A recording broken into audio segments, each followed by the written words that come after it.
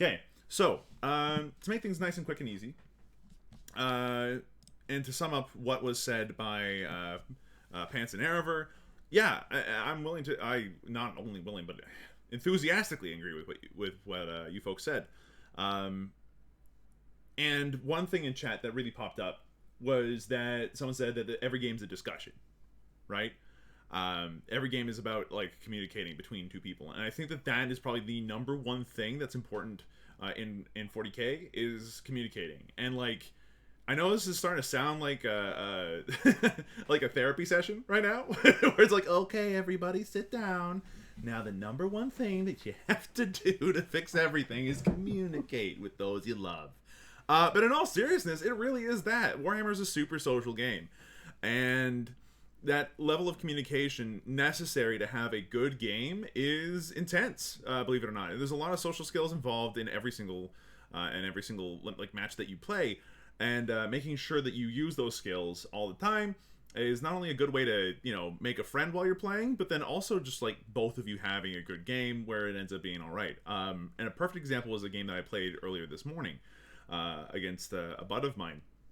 So I was playing a Necron list, and he was playing a Chaos list, which surprised me at a certain point. But like, I didn't get mad or upset about it because I didn't ask a question about it. That was pretty, that kind of goes into the no stupid questions situation that Erever popped up. But we both communicated, we both got our intent. I didn't ask the question, and so when he inevitably charged a full squad of Chaos Space Marines with chainswords into my lines turn one, that was not only thrilling, but extremely scary, and I should have asked that question. But at the same time, every step along the way, I was saying, okay, so I'm moving this heavy destroyer back here, so that way you cannot deploy scramblers in my backfield over there. I'm moving these guys over here, so that way you can't just have them deep strike back here, and I've got everything screened out. Is that good? To which, he went through, and we all talked about it, and then he said, yeah, no, I agree. And those kinds of conversations happen all the time. So my next question, and if it's communication that's so important, how do we have a good conversation? How do we have communication that is clear and that works? And the first important thing when it comes to communication is making sure that you are being as clear as possible, which I suppose might need a little bit of extra description there. When we're talking about clear, we're not saying describe every single rule you have. When you are deploying your unit and you say, I'm intending to put this behind cover, that's fine. If you're saying I'm intending to put this behind cover, but then afterwards I'm going to go ahead and do this and this and this and this and this and this, not only is that an information overload, but I also think that's antithetical to what the game wants to be. Does that make sense, Erever? Yeah, so going further on communication, there will sometimes be little awkward moments. These happen like every game, and it tends to be with dice rolling. Because this happens to me on a number of occasions where, say, you've got a -1 to hit modifier, and then you just both forget it when you like roll a hit roll, and then someone will come up, wait, this unit was -1 to hit, right? And then it's like, how do you resolve that particular? How do you diffuse that situation between yourself and your opponent? And the best way to do it is just say like, well, do you want me to re-roll the dice? Granted, like, because of odds, you could actually get better even with -1, because that's how dice rolling works. Or you could just go, all right, I put my hands up, my fault, they don't hit, and you can just move on that quickly and have your opponent pay that same level of gratitude back to you with anything that they mess up. Mm-hmm. So you can quickly resolve like things like that. It can be the same with like some save modifiers as well.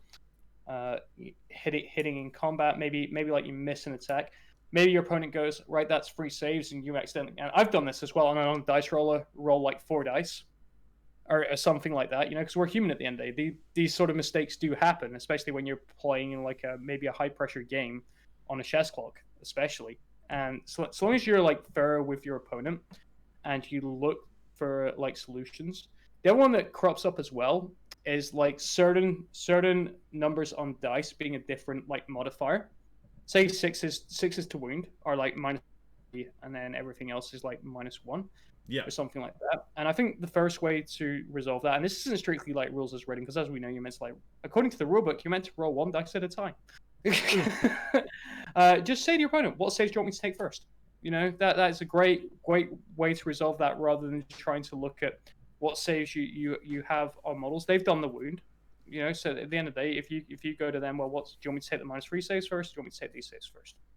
And your opponent will respect you for that as well. And it just one of those things that speeds up play as well, rather than arguing like, well, I'm going to take this on this guy because he's got a storm shield, and I'm going to take this save on this, Yeah. and trying to like, just ask your opponent. It's his wounds at the end of the day. Just go, what save do you want me to take first? If he then goes, well, I want you to take the ones with less AP, then you go, all right, fine. So I'm going to take these on my guy with like his free up invul or whatever.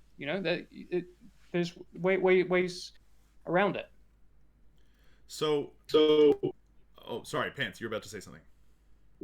I was just going to say it's important to be engaged with your opponent's play. Some of the stuff we talked about earlier, the agreement of intent, that only works if, when your opponent communicates their intent, you are actively thinking about whether they have achieved it. And the same thing's true here. So, for example, something I'll often do is remind an opponent that slow rolling is important before it matters, or if they are about to roll 2 different weapons simultaneously, that can be fine, but the order in which those weapons are firing might matter. So I'll just ask them, hang on, just before you roll, which one are you firing first? And that level of actively looking out for things that there might be a disagreement on later, if not resolved now, can help avoid that later disagreement. Yeah, and I actually think that that's a really good point, is that the best way to avoid a miscommunication, which is obviously what we're trying to avoid here, is to say stuff in advance. Make sure your opponent knows what's going on. So while you're rolling, you'll see people that end up saying, okay, this is 3s to hit, roll their hits. Then they'll say, okay, 4s to wound because of this, and then they'll roll their wounds. And then they're like, okay, so it's AP -2, so it'll be 4s to save. And they're like, okay. If you do it step by step like that, there's more chances for you to miscommunicate, because you're not agreeing ahead of time on how to make the rules go quickly and efficiently. And on the other hand, it does offer more opportunities for your opponent to, pipe up and stuff. But you can also say, all right, so these guys are shooting. They're hitting on 3s. They're hitting, but at -1 because of the dense terrain. So they're hitting on 4s, correct? Yes. Great. And then because they're strength 4 against toughness 4, they'll be wounding on 4s, right? Right. Okay, and so at that point, it's AP -1. You'll be saving on 4s. Yep. Okay, great. So I need to hit on 4s, wounding on 4s, saving on 4s. Go. And at that point, you've all agreed on everything. Both of you know exactly what's going on. And as Pants put it, that's engaging your opponent in it too. It's not just you that has to be engaged, but you can also help your opponent to engage by getting them to be a part of everything too. Which is, it's also nice to feel included, but that level of communication can be super helpful for making sure that everybody knows what's going on. Which goes to my next big point here, is that with clarity, is that clarity is about what is the information that's necessary, not the information, like all the information in the world. So one thing you can do at the beginning of the game, and I'm not sure how much Arover and ThePants do this, but I'm sure Arover will tell us as soon as I'm done here. One of the things that's really important at the beginning of the game is to make sure that your opponent knows your list, but you can also just ask, hey, so do you know a lot about my army? And if they say no, well then you go into, okay, so here's the sub-faction trait, here's what it does. Here are my different things, here are a couple of gotchas. This is important for a couple of reasons, but, the gotchas are there. And I'll get into why that's a good thing for both of you in the long run. And then once you've gone over that and the basics of your units, that's it. And part of the reason why you don't go any further than that, or why you let your opponent, why you ask your opponent, okay, do you know a lot about the army? And if they say yes, you're like, okay, and then you can just give them the cliff notes. But you only give them a little bit to work with, because otherwise it's a lot of overwhelming amounts of information. I'm not sure if you folks noticed, but Warhammer's complicated. So it's one of those things where if you honestly give them the information that's necessary, the clear stuff, the stuff that's that way your opponent understands, okay, this is what this unit does in general, that's more important than giving them every piece of information you have. So being clear does not mean being exhaustive. Being clear means that you're being also concise. Erever, do you end up doing that with your games as well, where you go over your army in the beginning? And what are some tips that you have for, what are some things that you like when people do that at the beginning of the game, and what are some things that you think are just absolutely unnecessary and don't help at all? So, like, people, I get the over information thing because I tend to switch off when my opponent spends like 20 minutes explaining the list and going through like every possible stratagem, which they will probably never use. I've had that a couple of times. And I've just kind of switched off like Yeah. 5 minutes in. So I totally get that. I think that like you hit it pretty well there. Like the key points, like sub faction trait, what the unit a brief like synopsis of what the units do. One of the great things about Describe TTS is you can just push a button and it brings up the unit's data sheet, so you can do that beforehand as well yourself if you're not sure about anything. So that's a great way to just sort of go about it as well. Just to clarify what a unit does potentially. The Got You ones is a bit weird, and I'll tell you why.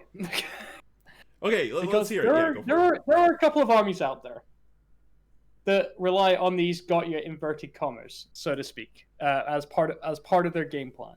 And this used to be true of like Yunari, Genestealer cults, armies like that, where it's not like I'm going out my way to got you, but these stratagems exist, and part of my game plan is going to be to use these stratagems at some stage in the game to try and get the edge on you this turn, Sure, so to speak.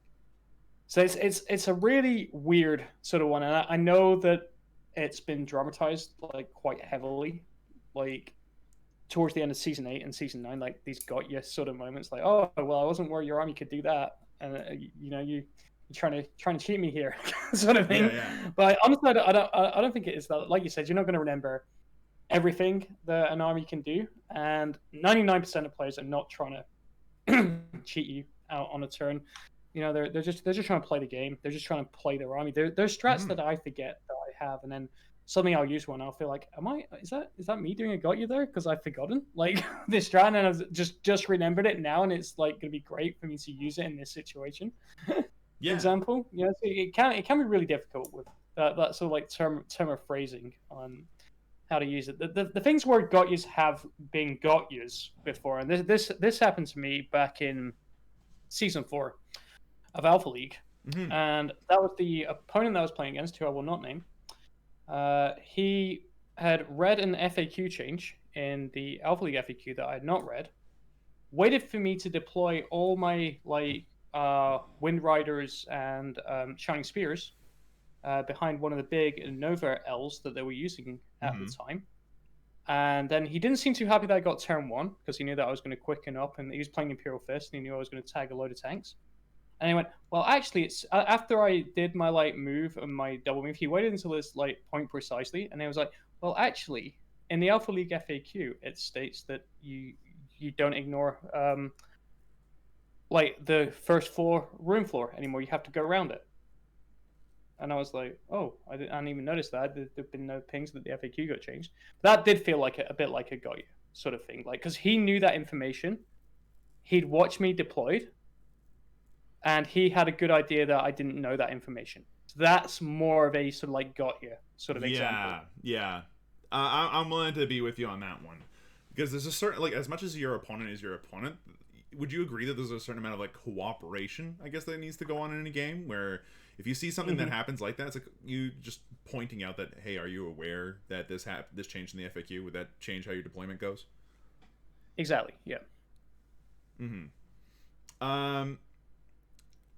I think that there are two good examples of this that happened. One where I was actually the one that was doing the weird gotcha moment, and then another one where I got gotcha'd, which is the game that I had this morning. Starting with the game that I had this morning, my opponent was playing the Agents of Bile. Was playing an Agents of Bile list, and I was playing some Necrons. I had a Ghost Ark, not on the line, but pretty close. I had some Necron Warriors on the line, but behind a line of sight building, so they couldn't be shot by the Knight on the other side of the battlefield. And I didn't know he could do this, but he ended up getting his Chaos Knights with the Chainswords across the board in one turn, because, of course, Warp Time does fun stuff, so does Advanced Charge. And I had no idea he could do that, which brings up actually a really great comment from the chat here that Tussle came out with here. Two things. First off, it's important to help yourself out by having standard pre-game questions to prompt these kinds of conversations, and I think that that's actually a stellar idea and a great point to make. if you have a list of questions like do you have anything that can heroically intervene that normally wouldn't be able to? Do you have any advance in charge? Do you have like what are your psychic powers and stuff like that? All those things are really important questions to have, and can absolutely help with making sure that it avoids those mini gotchas. And then the other example I have is a game that I played in one of my pods, a game that I lost, but it was a very close game, and we both enjoyed ourselves immensely by the end of it, and we learned a lot. I had an opponent who was playing Dark Angels, and at a certain point, Erever will remember this, and Pants will, I think, as well. Both at a certain point, I was reanimating my Necrons, and we ended up having a disagreement as to how the Necrons are able to reanimate, how they are able to be placed, based off of a confusion that my opponent had with the WTC rulings. He got it mixed up with a GW official ruling, and as a result, we had to bring in a judge. But those kinds of moments are large. Like the first one is I forgot to ask the question, and I kind of needed to be honest with myself, which is another really big thing with these kinds of conversations. Be honest and take responsibility for when you make a mistake. And it's okay to make mistakes. But if you're being honest with yourself, then hey, you know what? I didn't ask the question whether or not they could first turn advance and charge. It's kind of on me that they got that charge off so easily. And then in the second game, that's a misunderstanding, and those happen all the time. And the most important thing to keep in mind there is that it's no one's fault, and that it can be worked through. And again, it's about cooperating with your opponent at that point, and making sure that both of you come to a conclusion that makes sense. Again, so long as both of you are being clear and both of you are taking responsibility and being honest with yourselves, as a general attitude anyway, that helps. And then for more practical advice, yeah, like definitely those lists of questions that Tussle came out with is a really good point, because you can't know everything about your opponent's list or all the armies in 40k. Put on the counter for this one, 40k is complicated. Knowing all the different rules from all the different books is difficult, and I am pretty good at it, but like, man, it's not easy. And we have got an entire judge team to help figure out these kinds of rules and everything like that too. So yeah, it's certainly not easy. I just want to throw in, I'm sure he didn't mean to make any implication along these lines, but I worry that Slow Wolf saying we had to call in a judge will make some people feel that calling in a judge is a failure. So I just want to reassure everyone that it isn't. You should always feel perfectly free to call in a judge. We are here to provide a service, and we are not thinking when we call in, oh God, these people, why do they need us? Yeah, no, that's an excellent point, which kind of goes back to Erever's there's no such thing as a stupid question. If you've got questions and your opponent isn't giving you an answer that you find is satisfactory, it's reasonable to be like, okay, well, I'd like a second opinion, please. There's a reason why we have judges, and this is for that, like, this is exactly that reason. The reason why I say it had to call a judge is because I very rarely feel like I need to. But when it happens, and that's okay. There's a reason why there's umpires and people that make calls in real life sports and all that stuff. There needs to be somebody to to be there just in case, and it's okay when that happens. And it's like Pants said, it's not a failure at all. Speaking of which, Pants, are there a couple things that pop up for you when it comes to miscommunications that you've seen? Are there a couple of practices that you've seen that in games that you've watched where that tend to create those miscommunications from in your experience? Tricky.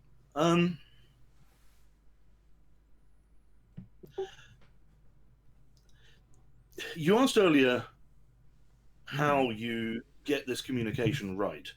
Yeah. I think merging these questions, there's a little bit of practice and experience in figuring out where the disagreements are going to happen in future if the communication doesn't happen now. Mm-hmm. So there's a bit of a trial and error process of figuring out what the important things you have to say now, where if you don't say them now, you're running the risk of a disagreement in future. And that's why when earlier you were saying, this is what I think I'm hitting on threes because X, Y, Z, wounding on fours because of ABC, that's why you see a lot of that, because people have learned that some of the most common things that you get wrong are forgetting that you have -1 to hit, forgetting that you're shooting Deathwing and you only wound them on 4s, that sort of stuff. So I think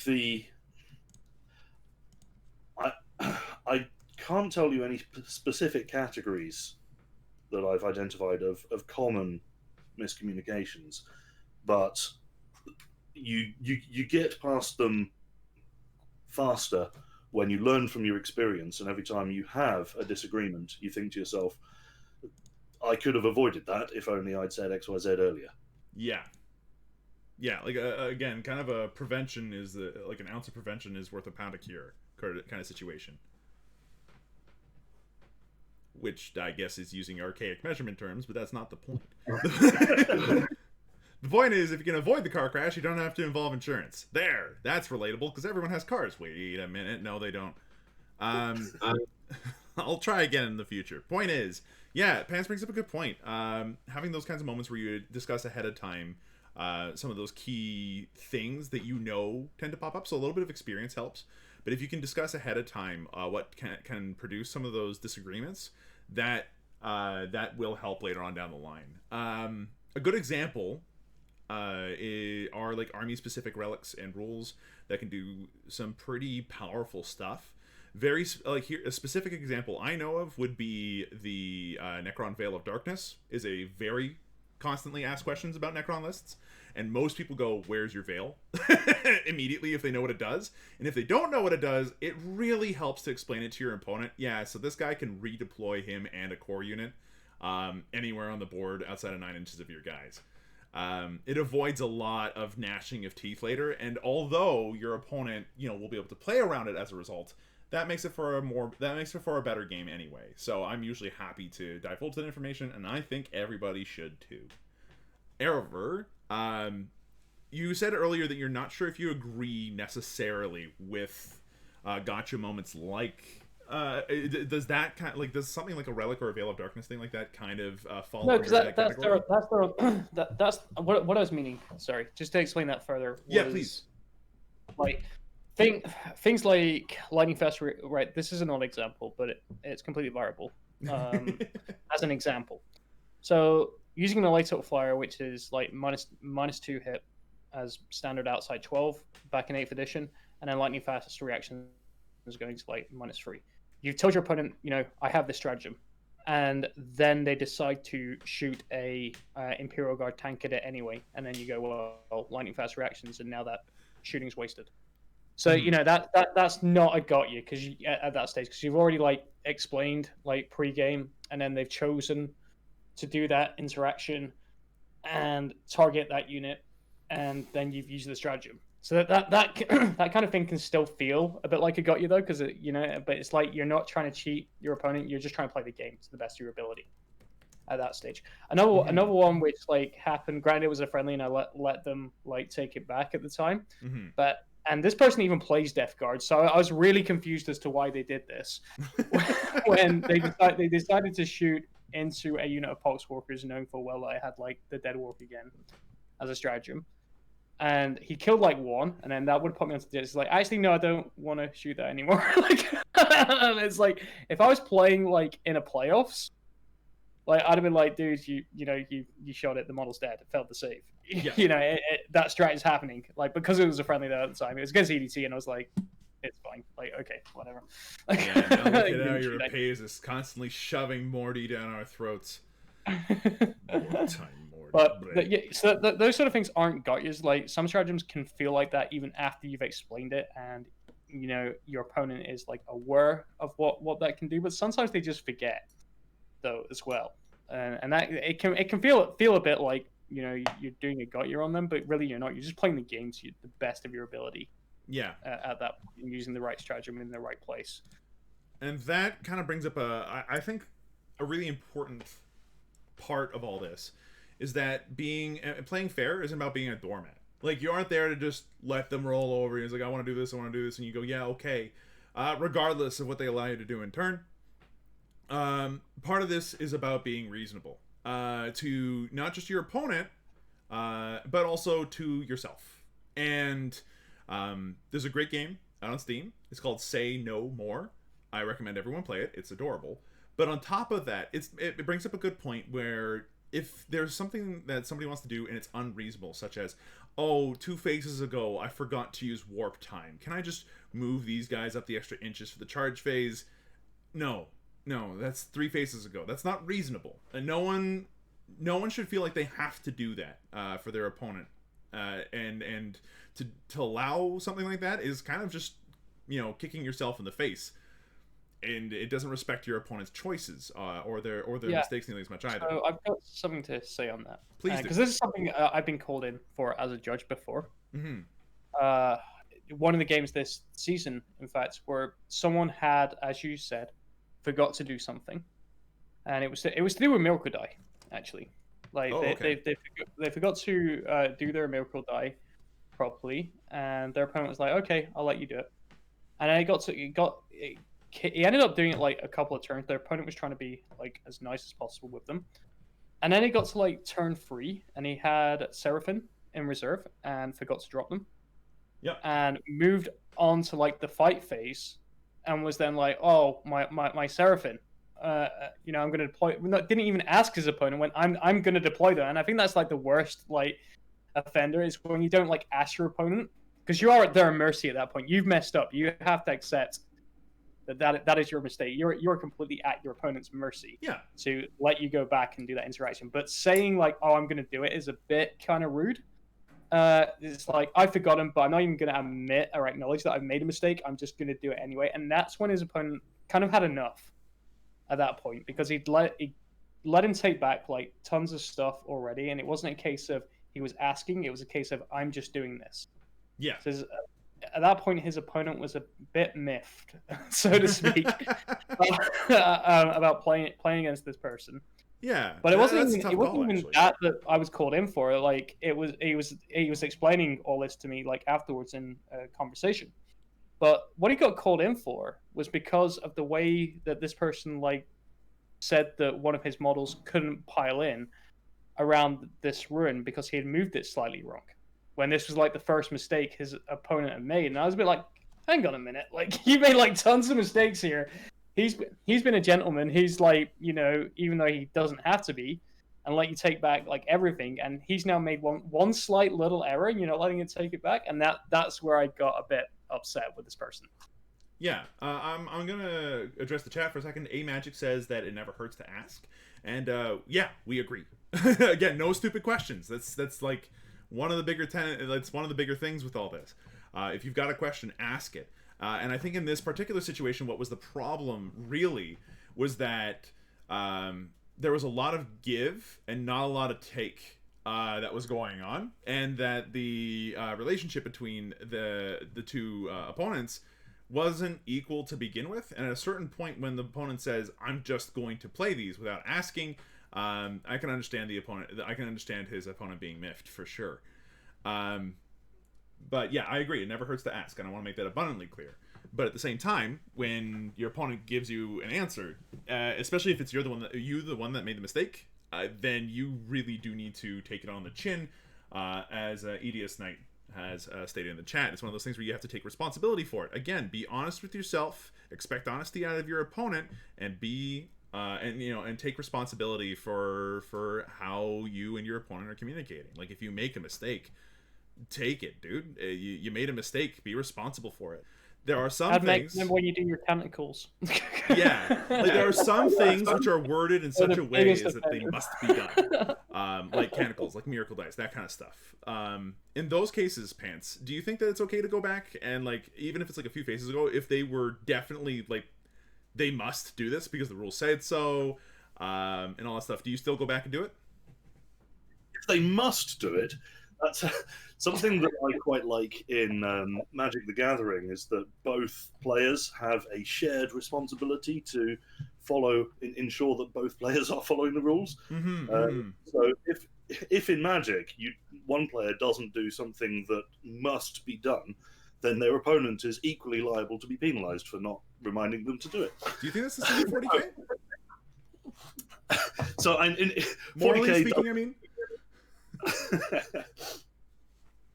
40k doesn't have the same judging framework built into the rules No. to cover transgressions like that. But I would definitely say that if there was something that was mandatory to happen, then you should do your best to try to get the game into the state it's supposed to be in. If it was something that was optional, then it's on you to decide how sporting you want to be about it. The factors that come into it for me when deciding whether to allow my opponent to do something like that are things like, how obvious is it that they wanted to do it at the time and just forgot? How much new information have they accrued since then that might have changed the decision? How much of an impact on what has happened since would it have had? That sort of thing. So something like, oh, I forgot to do my canticles, I'm almost always going to allow pretty much any point in the turn, because, like, obviously they wanted to do their canticles. I have no interest in winning just because they forgot to do something that the game It's just a running joke now. do every turn, right? Every game, like every cast of Abnick. Yeah. Go ahead. I like to I like to receive as well as give, and I may have a certain tendency to forget a bunch of things along those lines myself. My biggest thing is that I consistently forget, to switch over protocols until midway through my opponent's turn and go, oh, right, crap, sorry, this is the protocol that we're in right now. If that changes your movement and stuff. And at that point, I'm usually happy to let my opponent change up a bunch of their movement if they need to. But I've been getting better at that. Another big one that taught me a lot of lessons was actually the Tau timing for Monk Ka and Kaoyan. Has to be done at the beginning of the turn before the command phase even happens. And that one took some getting used to, but eventually you can get through that. The other thing that I think really helps here, Pants, you touched on a really good thing here, is that it depends on how obvious or how much you knew your opponent wanted to do a thing. And I think that is very clearly what intent is used for here. So when you have a situation where you tell your opponent what you're planning to do, at least a little bit in advance. You tell them the intent is to move these guys here such that I'm blocking off this corner. My intent is to move within 12 inches of Bile so that way I can benefit from the Masters watching. My intent is to get this unit within 6 inches to benefit from the Apothecary. That kind of stuff. If you say that stuff and you forget about it by accident, your opponent knows that you intended to do that. And if you say, oh, wait, crap, I forgot about that. Is it okay if I go back and reroll those ones from earlier? Then your opponent can be like, oh, yeah, I mean, you obviously intended to be within range of the captain. That's fine. And they could also say no, but at least with the intent being clearly stated, that helps. And also, side benefit, by saying it out loud to yourself, it actually helps you to remember things better. Like, it's like being in I'm gonna say this. It's like being in school, okay? And if you're taking notes on a computer, you remember them, like, pretty poorly, actually. Most of the time, people tend to do better when they're writing notes on a notepad, like physically on a notepad. And the reason for that is because it uses more parts of your brain in the decision-making process to write the stuff down. It creates more links between your neurons to make that happen. That's brain science. I learned that stuff in teacher's college. And this happens here, too. If you're just moving stuff saying these guys move 6 inches, your brain hardly remembers why. If you say, I'm moving these guys 6 inches here specifically so that way I can get them within range to do rapid fire shots at this unit, you're not going to forget that, and your opponent is not going to forget that either. Now, Creeper brings up a good point, but then there's the question of how many ones were there. We're in the lucky place where we get to see our rolls anytime we want, pretty much, so long as it's recent enough. With there's TGS. a funny little thing, and not a lot of people know this, and maybe we'll show this at some point, not today, but you can actually look at what numbers were rolled on the dice roller on TTS as well. Mm-hmm. By hitting one of the tabs. So if you do think you've messed something up, the game crashes or whatever, you can actually get that information on TTS of what numbers were rolled through the dice roller. So I think you just click like one of the side buttons. Yeah, on the left side or the right side of the die roll, it says last 5 rolls. You can click that, and that'll tell you what it's looking at. And if you look at the in-game chat, it actually tells you how many ones you've deleted recently and stuff as well. Glisnir also says that you can see the game chat, which can also see all the rolls as well. I think that the big thing here, though, is that when it comes to that kind of stuff, again, you gotta be reasonable. If you have moved on like 3 units away and you forgot to roll your ones, I'm sorry, dude, but you probably just need to kind of swallow your pride on that one and go, I forgot to roll my ones, and move on. If you just shot them, you just rolled wounds and saves, and then you're like, oh wait, I forgot to roll my ones, I think that's far more reasonable. And at that point, if both of you, including your opponent, are being reasonable, then I don't see how that one goes wrong. Yeah, and you're gonna meet people with different personalities and that's a big have thing, yeah. like their own sort of like code of playing 40k. Because like ThePants rightly said, there is nothing set in stone in the rulebook that tells you how your opponent should be playing the game. Unlike Magic the Gathering, apparently, I was completely unaware of that. But Oh yeah, dude. There's like you can practically go to college for the rules for Magic the Gathering. Don't go into every game thinking your opponent's gonna be the same. Like in terms of like take backs and stuff like that, because people have different personalities and people have different ways that they think a game of competitive game of 40k should be played at the end of the day, and that's fine. There's no like rule against that anywhere. Mm-hmm. I'm not saying people are gonna be asses, but they are within their. If you do make a mistake, they are within their right to say, "Sorry, dude, you've made a mistake there, and it's happened." That is the game. That's why we have phases in the game. I'm not saying that you will come across these sorts of people, but if you do, they are completely in their right to say that.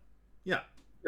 And because we're judges, it's very important that we clarify that we are. This discussion does not carry with it the weight of judgment, right? There is no tournament rule saying you have to go back and let someone roll their canticles. This is not us saying this is how the game shall be played. This is just us highlighting how to make the game better for everyone. When you are faced with an opponent asking you to let them do something that the rules technically say they're too late to do, it is up to you. And what we're basically asking is that you put yourself in their shoes and think if you did it, would you be thinking, oh, I can't believe I forgot that, but it's really my mistake and I have no business asking for it to be taken back, in which case feel absolutely free not to let them take it back. Yeah. If on the other hand you find yourself thinking, I think I'd be considering my opponent to be an utter dick if they didn't let me take this back, then you should let them take it back. There was a really good example of that at the LVO stream game with Brian from Tabletop Titans, where playing against Knights, where he declared the shots of his Riptide, and then he was like to his opponent, well, I'm going to change my mind, and his opponent went, no, you've declared the shots. And Brian was like, okay, we're playing that sort of game then. Okay, that's fine.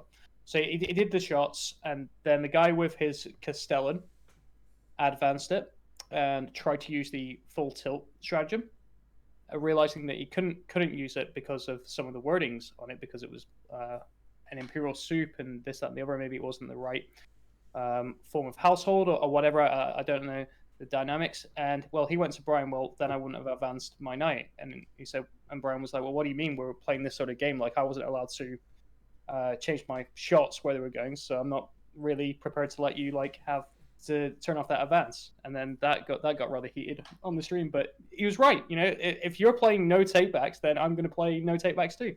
And I think that's really important to note. And again, with Pants, there's no judgment here, but if you're going to go ahead and play a game of no takebacks like that, if you're going to play strictly to the letter of the law, to the rules as written, and cleave to them as if they are your favorite blankie, they are the best thing on the planet and you will hug them forever, then you best expect that your opponent's going to hold you to those rules too. And you have to, again, be honest with yourself and take responsibility for that method of play. If you're going to go ahead and be a no take backsies kind of guy with your opponent, then you must hold yourself to that same maxim. If you do not, then that's just, I mean, that's not a fair relationship now, is it? And then when it comes down to it, again, this is all about the relationship that you are creating with your opponent during the game. And if you guys have a good relationship, you have a good game.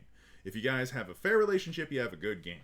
If you guys have an unfair relationship where you're asking too much of your opponent, but your opponent, you're giving yourself all the slack, then yeah, that's going to create some problems. And all we're one of the big things we're asking is to make sure that everything is, that you hold yourself to the same standards and be reasonable and be honest with yourself and your opponent.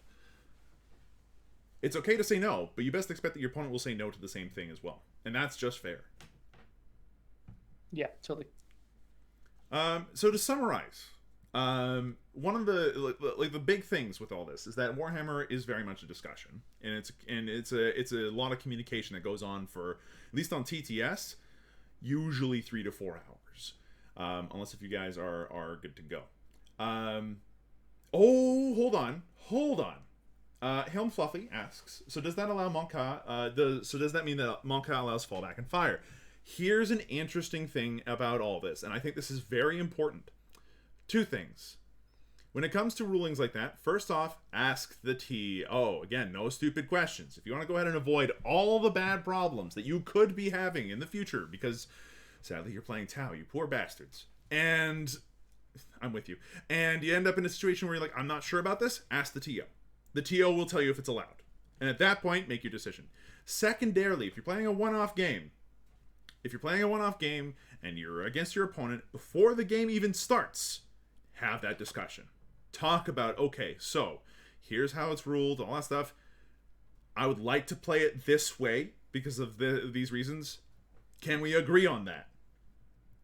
And at that point, at least you're having the discussion ahead of time, and you're not having that right as you try to do it, which results in a bad moment, which results in a lot of upset people and some tears and some gnashing of teeth.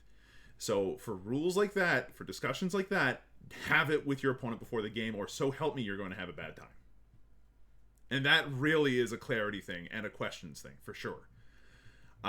Which brings me back to my initial thing I wanted to finish off with and kind of wrap up this topic as neatly as I could before we get on to everything else, which is a lot of analysis. When it comes to 40K, it's a discussion, and it's a relationship between you and your opponent.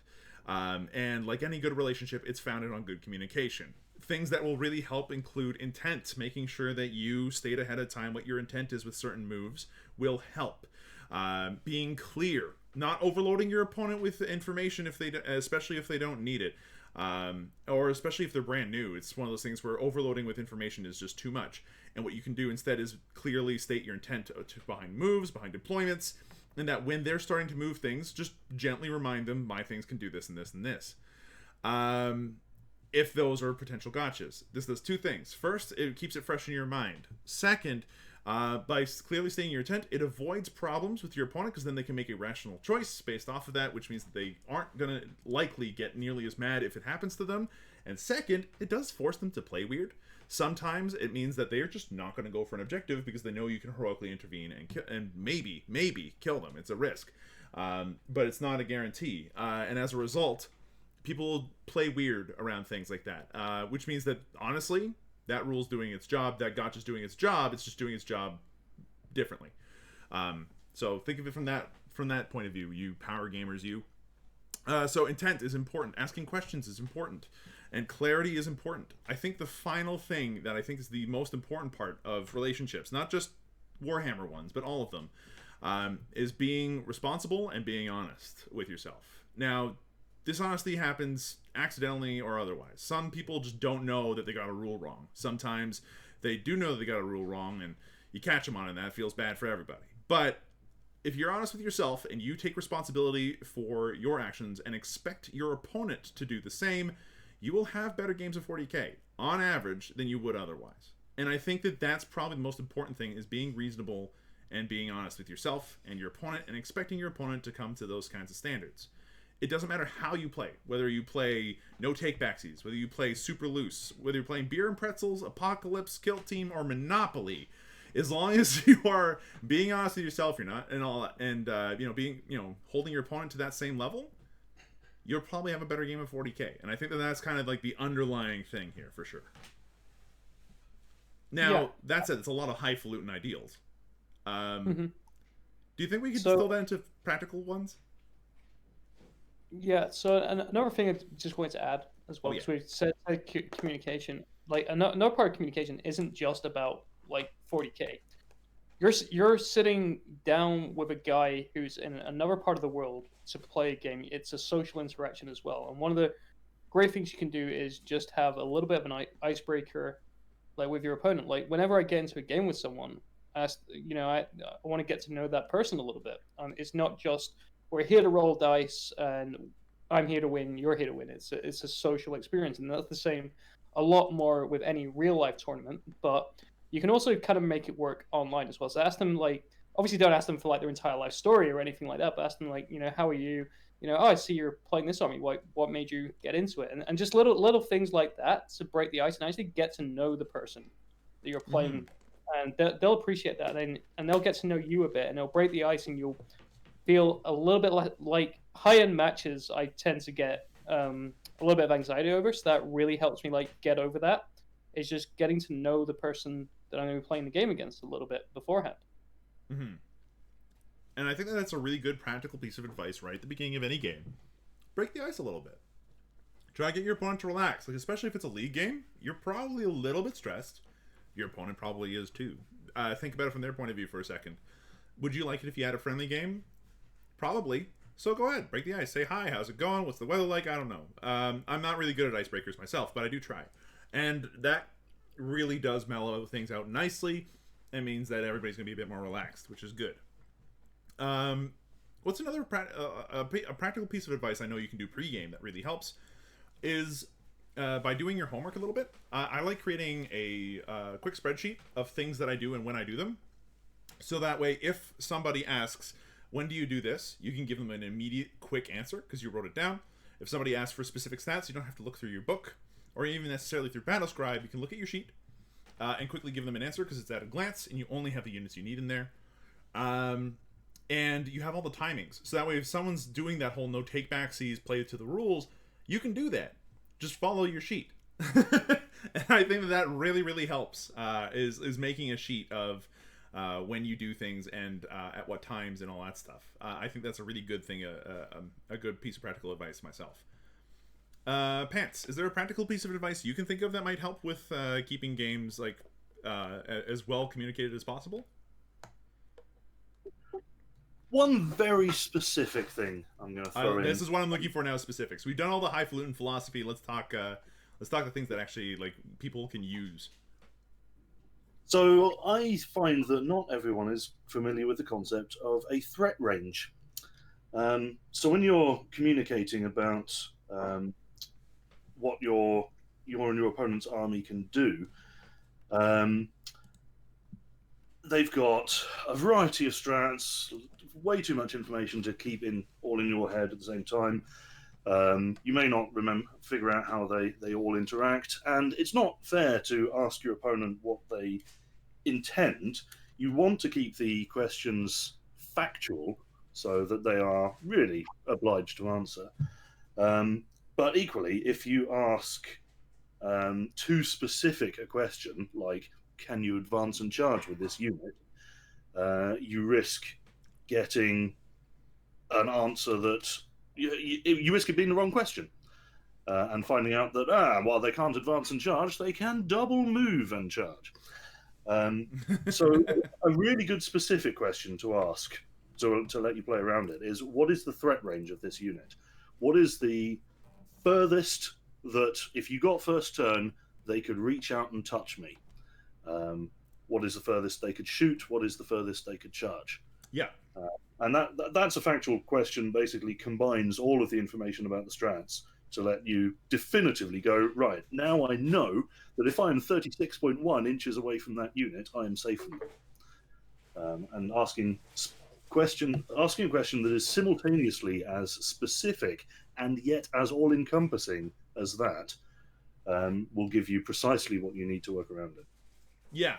That is a really good point. Coming up with good questions ahead of time really, really helps. And the best kind of questions are maybe not too specific, but definitely not too general. Because the instant you get too general, then it's suddenly like, I can't answer that. That's way too broad. But yeah, no, pants. That's excellent. That's a really, really good point. Erever, is there another piece of practical advice that you can give for good communication? That you can get through, like either during a game, beginning of a game, or whatever. Yeah, just be clear. Like that's like the number one thing. And I always ask like my opponent after I've run through my list. I'm like, have you got any questions? Is there anything you don't quite understand, like going into this? Because I'm just explaining it in the format that I know to explain it.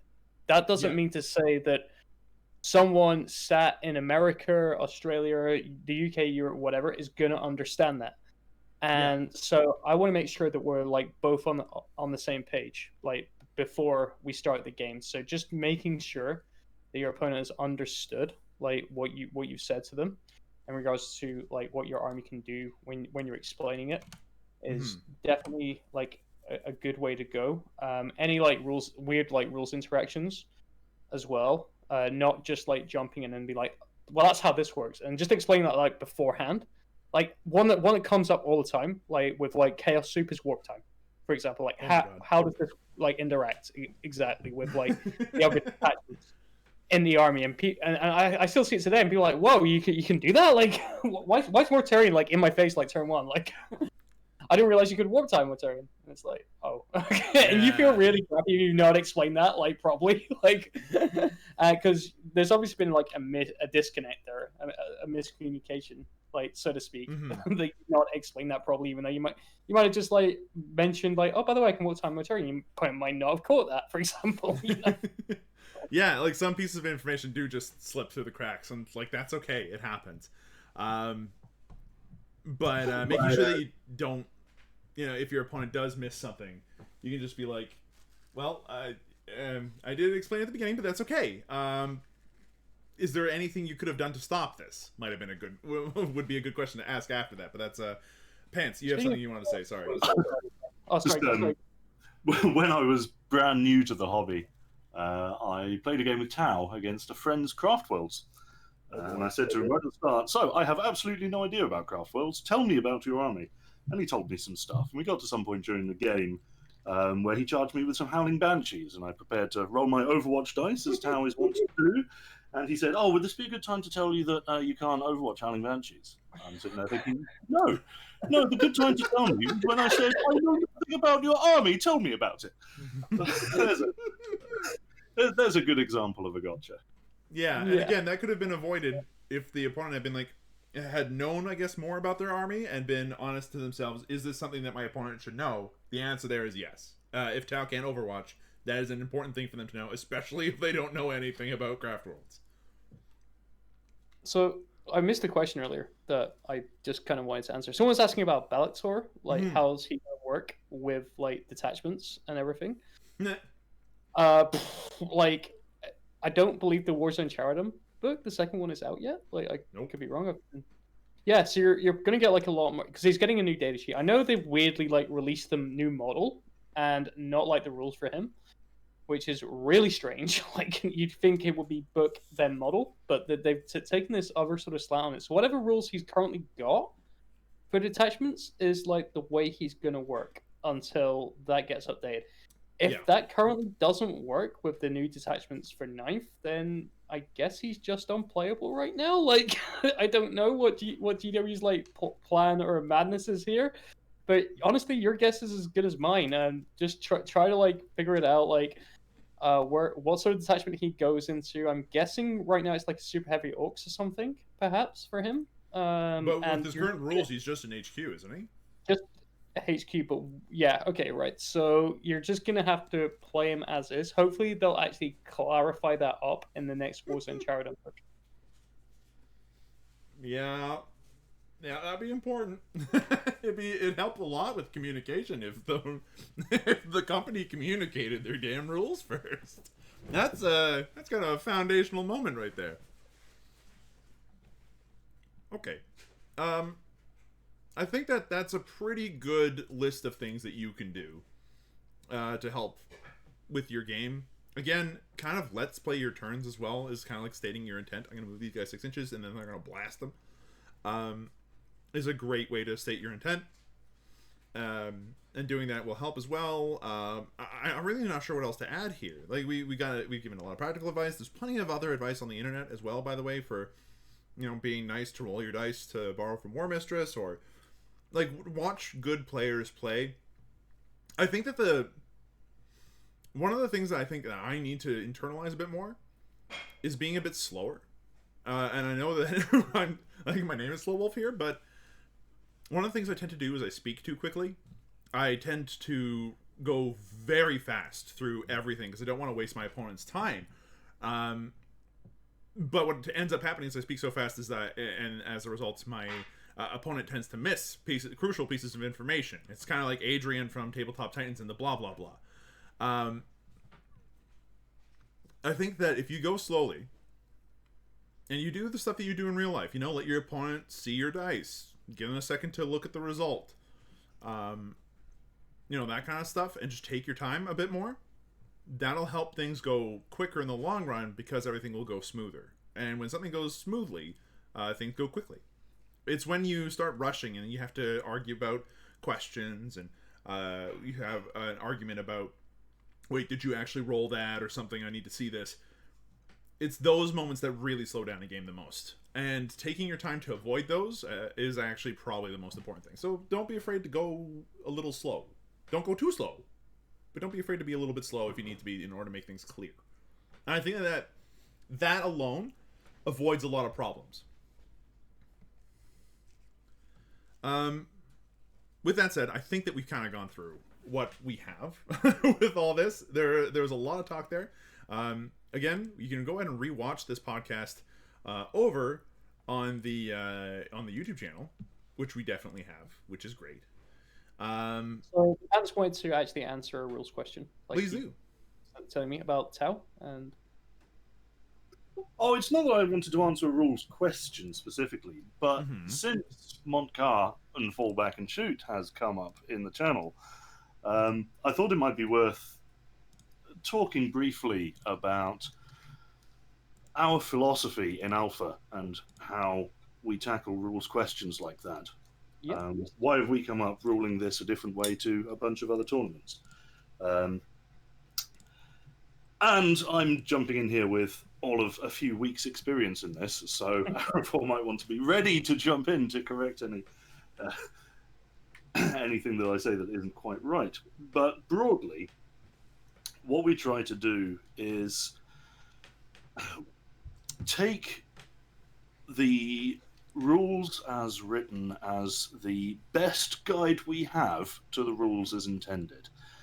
We do not play 100% strictly rules as written because Games Workshop does not have the best track record at watertight rules writing. So sometimes, either because something is just so obviously broken or wrong, or simply to make the game better, we are forced to rule something in a different way to what the rules actually say. Broadly, however, we take the position that the community has been proven wrong far too often in its assertion about what rules as intended actually are. So Montcar is a fantastic example where I personally quite firmly believe that GW intend that Tau can fall back and shoot with Montcar. Do I believe it with enough confidence that I'd bet a decent chunk of my savings on it? No, I don't. That is a good point. And honestly, again, I'd like to thank you for sitting me down in my rage and fueled state to talk me through that particular ruling, as well as a couple other ones. I don't even remember what they are anymore. But yeah, no, there's definitely there's a pretty good argument to be said for that, for sure. So broadly speaking, we cleave as closely as we can to using the rules as they are written, unless we are incredibly confident that that the game would be broken if we did that, or if Games Workshop really, really didn't intend to do that. Because ninth edition is in this really weird state where you have the core rulebook, you have the GT book, and you have faction FAQs, but you still have all these overhangs of 8th edition rules as well. It's not like when we transferred from 7th to 8th, where it was a completely new rule set. It's almost like it's 8.5.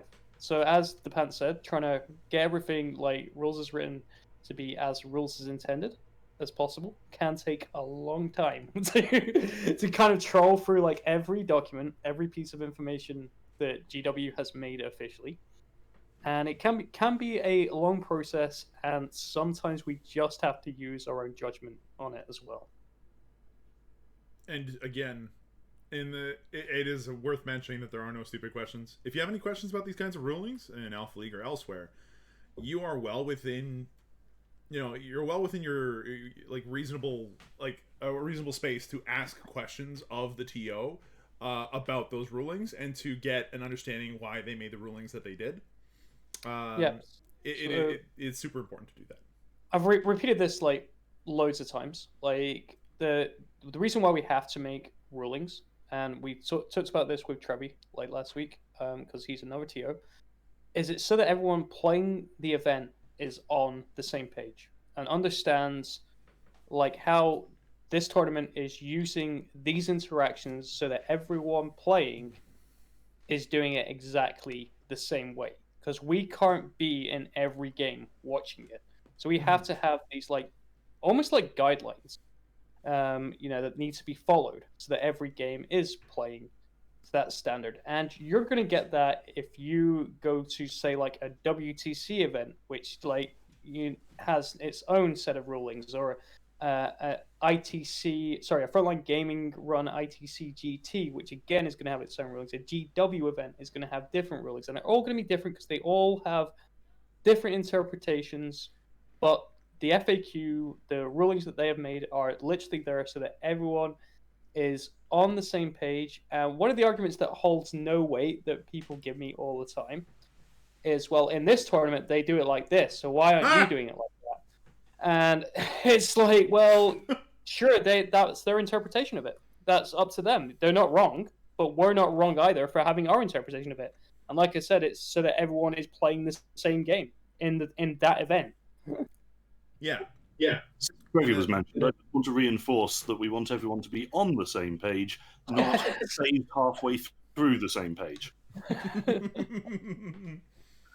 Yeah, the main thing with coming up with these kinds of rulings, from my perspective, is just making sure that there is a set of rules and guidelines that everybody can play by, and regardless of what you think about them, that creates the most even playing field you can in situations like this.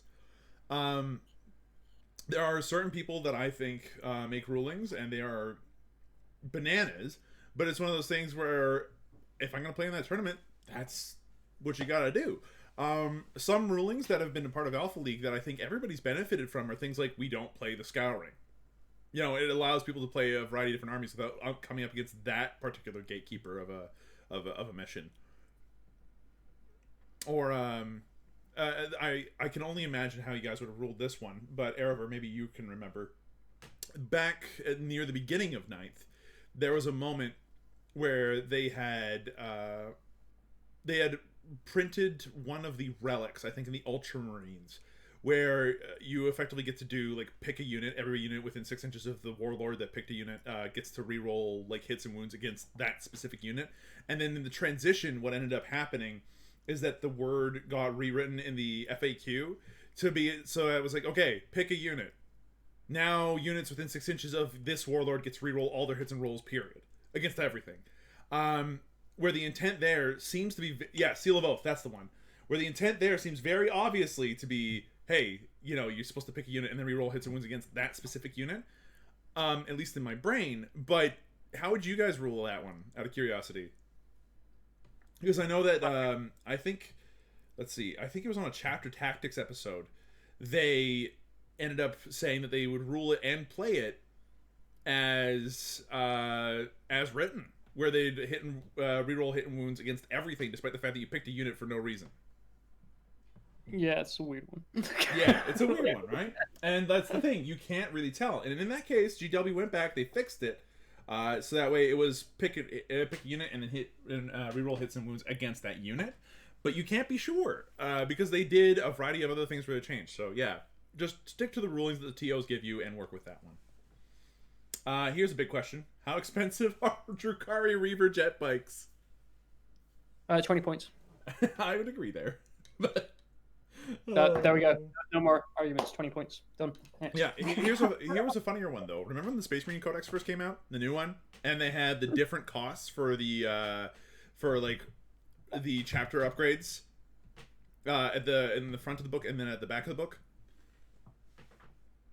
Because that. So don't actually explain this in competitive Tatsker, which I would, because Malice was asking about it like a while back, but he actually gave the reason why it's 20 points, and it actually makes perfect sense. Mm-hmm. Yeah, so we'll make that official, but yeah, it's obviously intended that they're meant to be like 20 points. I don't know what. Sometimes they just misprint stuff. Yeah. Like today, we saw Death Guard having shield host traits apparently. Oh, and here's a funny one.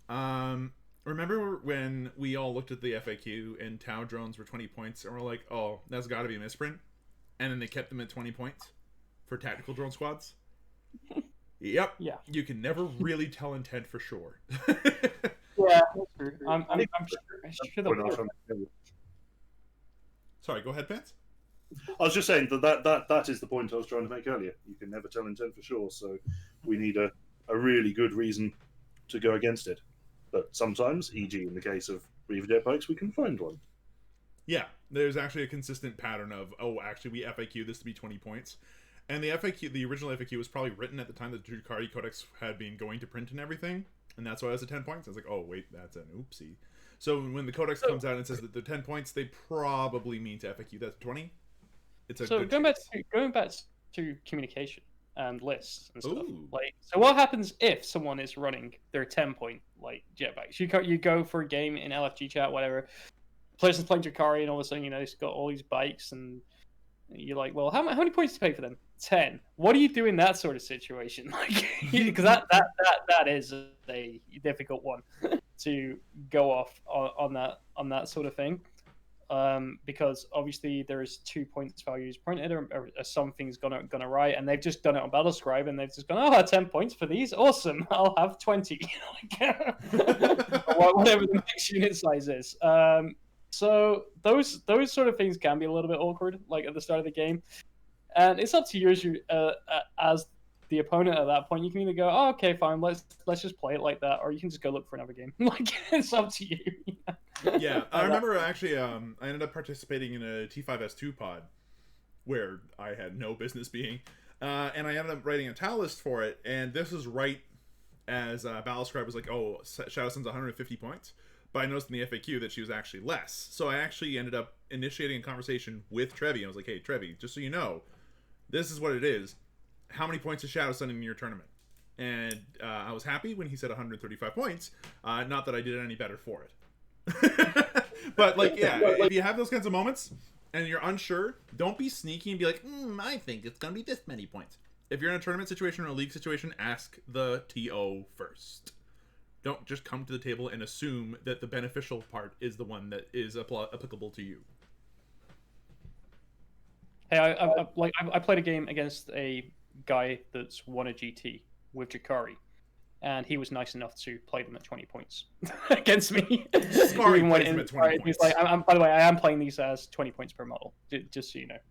Yeah, like Lawrence probably from Tabletop Tactics plays them at 20 points, or he would. So you the example of the dual costs for company command in Space Marines, for chapter command, and when that confusion still existed, a lot of top players played deliberately with the more expensive points, precisely because if you don't claim these advantages for yourself, as should be unnecessary if you're a decent player, then you avoid any of this unhappiness and people deciding, oh, you're being a dick, I'm not going to play you. So just when there's uncertainty, give your opponent the benefit of the doubt, and you'll have a better time. Which just proves that I'm a big dick, an idiot that needs help. Which is why I kind of initially went to Trevi and said, "Hey, could you make Shasta on 135 points, please?"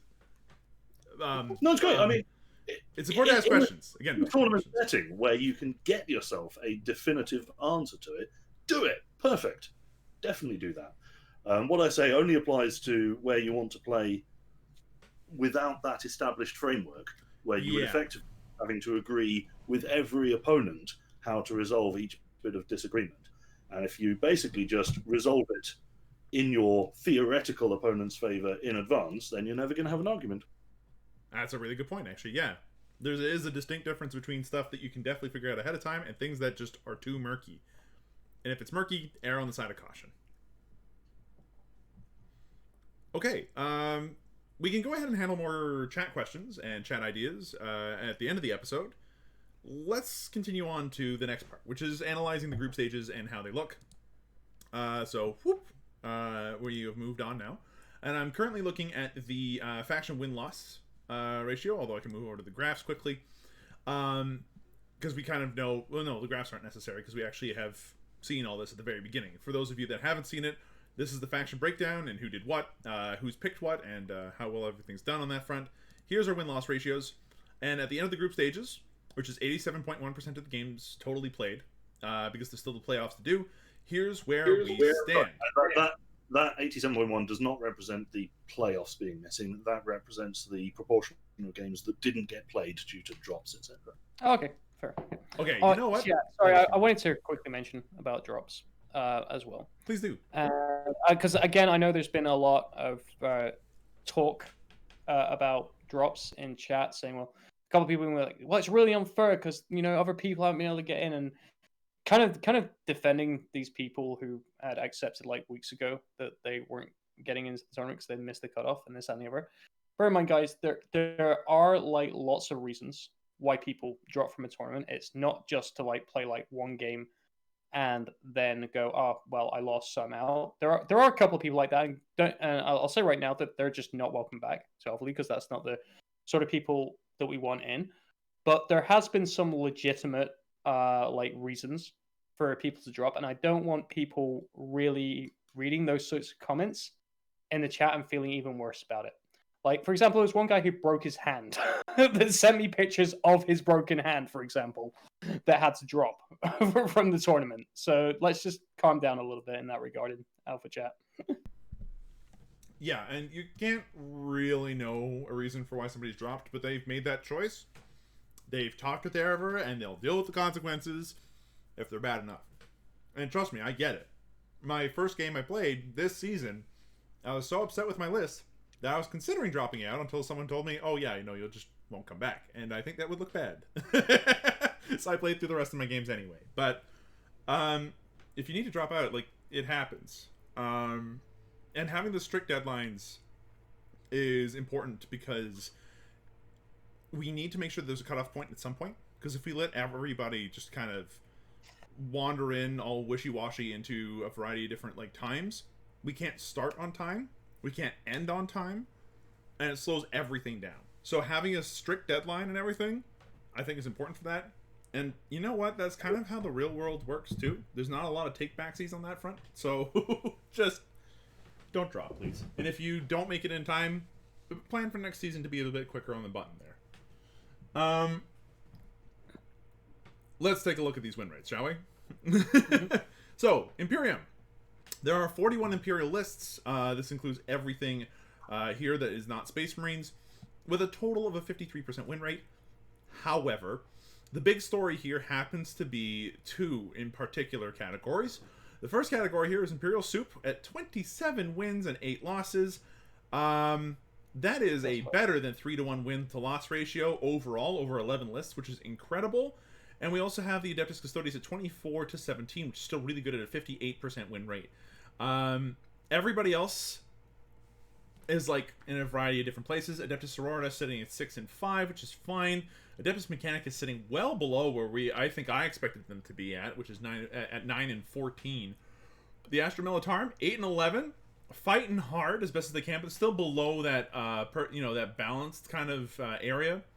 And then Imperial Knights at 1 and 1 for reasons. The pants.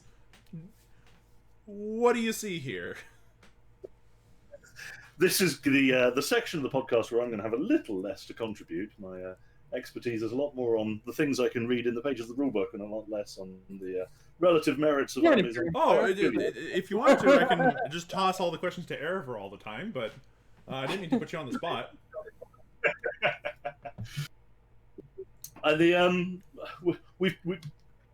The soup in particular, we started to see that trend establishing itself relatively early on, and it's a reflection partly of how good some of the individual elements of it are in isolation, but also just the extent to which they cover up for each other's weaknesses and allow you to deal with a lot of what might be thrown at you by bringing the best elements of a number of factions without, given most of these are still on 8th edition codexes, a great deal of penalty for refusing to stick with one faction. So in retrospect, it's not a massive surprise that taking wonderful units like Knight Megaeras and souping them with things like the massive threats of Sisters Repentia or Manticores or whatever. Yeah, full payload Manticores, all that sort of stuff. Shock horror, it's been successful. Yeah, it turns out taking the best of each faction you can tends to work. And Imperium's not the only place where Chaos Soup tends to do well competitively, although in Alpha League that seems to have... I love how you just called Imperium Chaos Soup. Well done. You get a gold star. Yeah.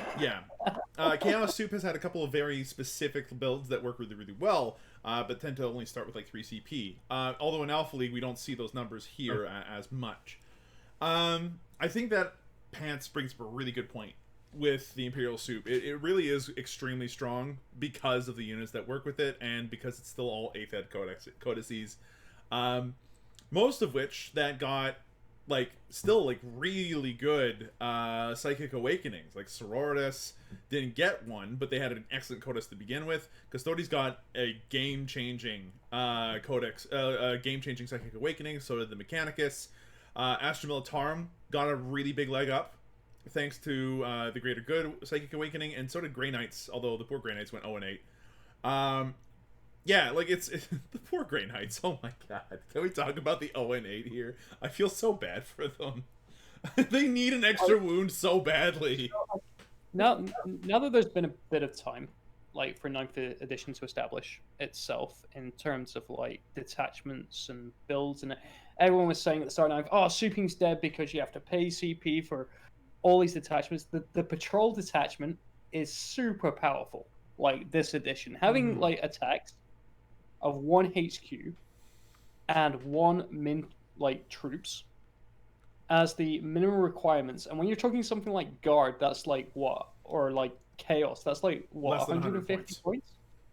And then you're going okay, so I've now got my 2 manticores, or I've now got my 3 fast attack full of Krieg horses, or I've got my 2 AdMech flyers, or and that just opens up this door that GW was trying to close and bury the hatchet on, so to speak. So I'm not sure if they wanted that from a game design perspective, or that's something they just didn't sort of expect that's creeped its way in to the meta right now.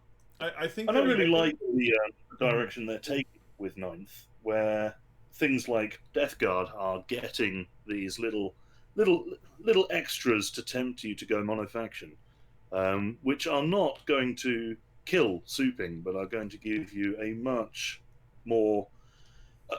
harder decision about whether to soup or not. And hard decisions are the basis for good game design. I'd agree. And I think that when it comes to this soup in particular, obviously we'll see it change as 9th goes on, especially as the codexes continue to get those kinds of incentives to stick to monofaction continue to become more and more powerful, as we expect them to. Not everybody's going to get doctrines, but not hopefully not everybody gets command protocols either, because command protocols, although they can be powerful, they're done ahead of the turn, and they're so specific that some, like, I can see a lot of Necron lists just eschewing them completely, whereas for Space Marines, doctrines are so important that it's well worth keeping them. So yeah, somewhere in between that seems to be where Death Guard are, where Drukhari are. The pattern switch on the Death Guard there, and like -1 toughness, it looks great on paper, but then when you actually play the game with the mechanics the Death Guard have available to them, you realize you just don't need it, like, at all. Like, it's really good on Necrons, but it's one of those things that looks cute on paper, and then when you play a game without it, you just don't miss it. Like, all your other mechanics, like Arch Contaminator and stuff like that, just you don't really care. You don't have -1 toughness. Well, anyway, that does kind of explain this soup bit, and I mean, we could definitely have an entire podcast talking about, like, super faction doctrines and whether or not to break them, whether or not it's worth it, and where we see those going in the future. I actually like that as a topic. I'm gonna write that down right now. Super factions and where they are at. Okay, cool. But let's move on to Space Marines. Space Marines here, showing that maybe they once were the top dogs, but apparently they're harder to play than they used to be. They're currently sitting at 61 to 82 in terms of win-loss ratio at a 42.6% win rate. That is below where you'd expect balance to be at upper tier competitive play, but this is not necessarily that. Lots of people are playing Space Marines because they are popular, they are cool, and they are fairly easy to get into. Space Marine Soup, one person played it, they went 1-3. You know what? You go, you. Blood Angels, 7 different lists, going 12 and 14 by the end of it, 46%. That's a perfectly normal win rate, really, when you get down to it. And really, it's not a whole ton of games either to base an entire meta off of, but, like, showing that Blood Angels do in fact have some teeth. Black Templars, 2 lists, only 1 and 4, so somebody didn't play all their games. Naughty, naughty. Dark Angels, 12 lists. That's 2 of them. They played 24 wins and 19 losses at a 55% win rate, which means it shows overall they're actually okay. As broken as a lot of people think that they might be, it turns out that the Deathwing bricks are not necessarily as broken as people thought. I don't think the Ultimate Dark Angels build's been discovered yet, though. Everyone's jumped on the right now. I agree. I think that people are going to need to find a balance between all 3 wings to really make the most of it, because Green Wing has some extremely powerful stuff, as do the Deathwing and the Raven Wing. Like, I really do think that all 3 of them working in tandem is going to be really strong, but Raven Wing in particular looks nasty. Let's talk about that in a second, though. Deathwatch, so far, only 1 list. They have 2 losses and 0 anything else's. Imperial Fist, no one's playing them. Poor guys. Iron Hands, 2 and 8. Unlike last season, where they ended up coming close to the top, this season does not seem like that's going to be the case. At 20% win rate, we got the Raven Guard at 2 and 2, full on 50% win rate. Good job, my dude. You did your job.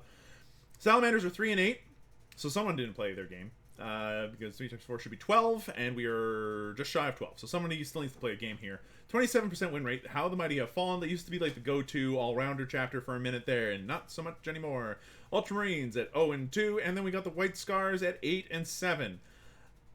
For 50% win rate. White Scars are hard to play. The fact that they still went 53% win rate is pretty good. I think out of the Marines that are like core Marines, like not including like Dark Angels and Blood Angels, I think they're the most S tier, the White Scars. I would agree. Quite honest. I think they're also the hardest to play. They are definitely the hardest to play. They have a lot of like very finicky movement phases and stuff like that. The positioning is almost on par with stuff like Tower or whatever. Yeah, they may also end up among the hardest countered by Drukhari next season. Yeah, that's the other thing, is that with all the fight last, White Scars are going to hurt unless if they start spreading out in terms of what they do. Like using those first 2 turns to actually shoot before going in for close combat. I think that people need to start building more flexibility into their Space Marine lists, potentially. But despite this, hey, I mean, Dark Angels are doing well, and so are the Blood Angels overall.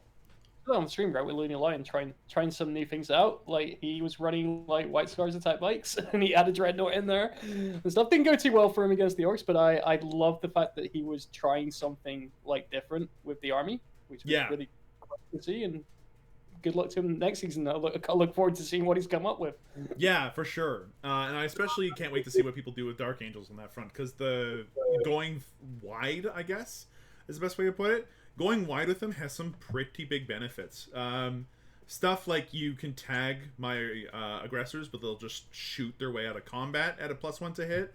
Or the funny one is I tagged your Eradicators. Yeah, great. I'll just shoot you in your face, because it's a tactical doctrine now, and kill you. Nice tag, bud. Little shout out to Warmy, our one White Scars, well, technically White Scars successor player, who made the playoffs, who also tried interesting things like charging his HQs into Deathwing Knights against Ralph. Sadly, he's not in the playoffs anymore. Oof. That is very interesting. I wish I'd seen that. That would have been hilarious and cool. That reminds me of a game from last season, actually, where somebody charged their Apothecary into a bunch of Harlequin jet bikes. That was entertaining. No, heroically intervened it. Heroically intervened it, even better. It was entirely his choice, and he had the ability to say no easily. Anyway, let's move right along. Space Marines, overall, seemingly kind of like, eh. But for the most part, it looks like everybody's hopped onto the Dark Angels, onto the Dark Angels bandwagon, and that everything else is kind of suffering from them being at the top of the meta for so long, and teching against Space Marines, going for flat 3 damage wherever possible. Death Guard coming into it with the -1 damage from Disgustingly Resilient, obviously not helping on that front. If any one of these Space Marine lists went up against Triple Knight Megaras and were not equipped for it, which, I mean, who's equipped for Knights right now in 8th edition? It's gonna be a bit of a toughie. Chaos. We got Chaos Soup as your second most popular list type with 9 lists. They went 13 and 14, so somebody didn't play all their games. Naughty, naughty. They ended up going 48% win rate overall, which is pretty good. Chaos Demons are sitting at 4 lists with a 95 win rate. Wins 9, losses 5 for those of you who just come in. They're sitting at a 65% win rate, which is really good. Death Guard, 10 lists, quite a lot of lists, 23 wins and 16 losses for a total of 58% win rate, almost 59. Just a little sneeze away from that. Thousand Suns going 0 and 3, poor guy. All Chaos Space Marines, that's a category. I'll let that sink in. They've gone 4 and 3 for a total of 57% win rate, and the Emperor's Children have gone 4 and nothing. A complete blowout 4-0. I'm actually tempted to see what that list is. Let's take a look. I can support for you. Emperor's Children. There we go. From T-Rex Man. It's in chat. Let's take a look at this list quickly. So, Emperor's Children. They've got 2 Dark Disciples. They got a Demon Prince with wings, with 2 Malefic Talons. And does he have the special talons? Does not look like it. No, he doesn't. He just has 2 Malefic Talons. They have a Dark Apostle with the Dark Disciples. A Sorcerer and Terminator armor probably has Prescience. Yep. And Delightful Agonies, not Warp Time. Interesting. Troops-wise, 2 squads of Chaos Space Marines, and a squad of Noise Marines. Big bomb of those things. The full 20-man squad.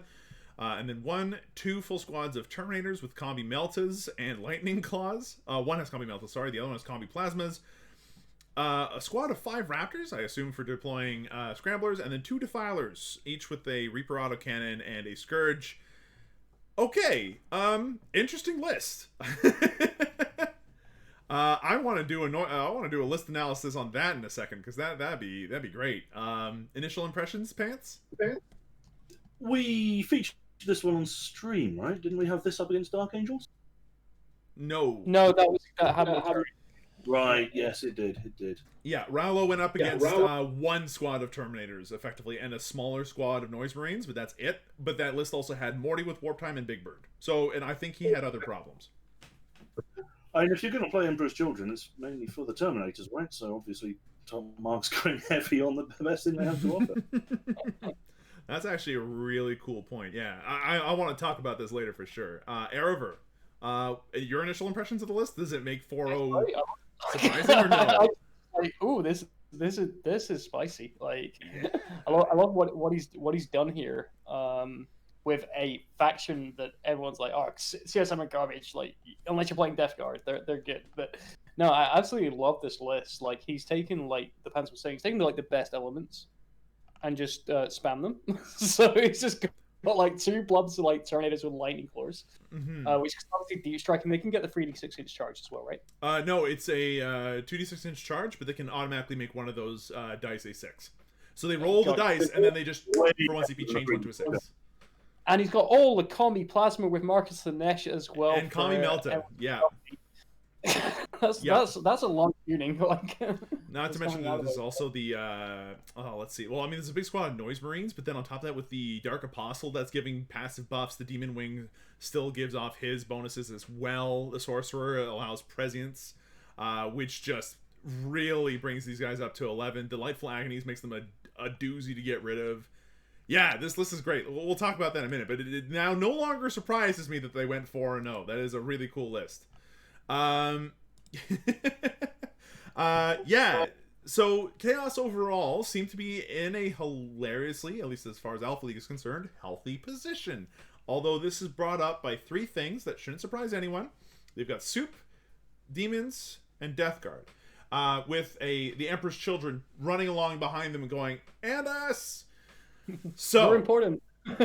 Yeah. Now, everybody else does not exist. There's no Iron Warriors, no Word Bearers, no Black Legion or Creations of Bile. The Alpha Legion players sadly only went 0-3. We reviewed his list on stream, and yeah, no, it was a cool list, but yeah, I can see why I went 0-3. It's a tough list to pilot, and on top of that, it's Chaos Space Marines. They're way too fragile for what they need to be. I think that what's interesting here is that despite the fact that everybody's geared towards, killing Space Marines and stuff, they really apparently did not want... Like, the people have been playing a lot of Death Guard, and Death Guard seem to be doing really well. Yeah, they do. Just because Torment is great, Playbright's Call is great, and Consensus is great. So, and that's your list. Like, there's nothing, like, great about, like, anything so like spooky about the codex that's going to come in. It's just tweaking those like 3 elements into the list you want, and right now you're going to get wins with it. Yeah, it's just a great solid list. Yeah, it's kind of like we talked about Magic earlier in the podcast. I find that Chaos, more than almost any other super faction, tends to feel the most like that one player that plays all 5 colors, takes all the best from those 5 colors, and tosses it into a deck. And it's this janky nonsense that always seems to work. In some way, shape, or form. But yeah, no, Chaos seems to be doing okay. Moving on to the Eldari super faction. Here's where Erever would probably peek up and be like, oh, this is very good. Eldari Super sitting at 5-2, so they haven't played all their games, but they've been doing well. Harlequins, 5 lists, going 11-8, still proving that they have the teeth necessary to cut into the meta. Drukari. Here's the thing with Harlequins players, right? Do you remember when like everyone was saying, "Oh, Death Guard Terminator is so OP," like Dark Angel's so OP? Every Harlequins player was being really quiet at that point and not saying anything because they were well aware. These Terminators only move like 5 inches. A turn. You can just run rings around them like constantly, and it's the one list that I like. Any Harlequins list I fear is like Death Guard, because minuses to hit like suck because when you got no rerolls because all your stuff like your PVCs aren't core at that point, and then you got like 4 pinball on top, and the fact that they can just move so fast, and you against a good Harlequins player you will never get a charge off, or be like insanely difficult for you to ever get like any form of charge off just because they outmaneuver you that quick and that fast. And that was exactly what I found like playing against like Anti-Realist, who was a really good player and really great sport as well. But yeah, it was just like there's nothing I can do in this game. Like it was quite fun in that regard. It's like the ultimate like counter to my list was just like a general sort of Harlequins list. I think that's one of the reasons they've done so well in the meta. Yeah, and I think that so long as you don't tech too hard into fusion pistols and stuff like that, they end up being really consistent. I like Harlequins for what they do. Some people have been saying though that you end up going for like a big squad of troop, like a big troop squad, and then ramming them up the board. I'm not sure how I feel about that personally. But hey, the fight lists that do the best, just like five troop per like Star Weaver, and then like the 2 units of bikes as well. Yeah, it tends to do the best, and they're actually the easiest to pilot as well. They're the most forgiving in that regard because you've got your transport as like a blade of wounds for like the troop inside as well. Yeah. Yeah, that makes sense. Moving on, the one Drukhari player going to the playoffs. He went 4-0 with the old book, not even the new book, and he's managing to prove that Drukhari had teeth before. Now imagine what they'll be able to do with the new book. Yeah. I'm scared. I'd like to offer my condolences to Glarg in advance for how many Drukhari lists he's going to review. And then we got the Craft World's 4 lists total going 6 and 10. Gotta give credit where credit's due. Every single game that the Craft Worlds players could play were played at a 37% win rate, which is fine. Obviously showing that Craft Worlds are in a bit of a rough position, particularly when they're put in a murder pod. Sorry, Creeper. That said, 6 and 10 is definitely not the end of the world either. It's not good. 37% win rate is not good at all, but that's still also not a representative number of games played. I'm sorry, Creeper. I didn't even do it. A lot of Craft Worlds players right now actually do feel a bit hard done by. Like the points were a bit of a shocker in the detachments at the start of 9th.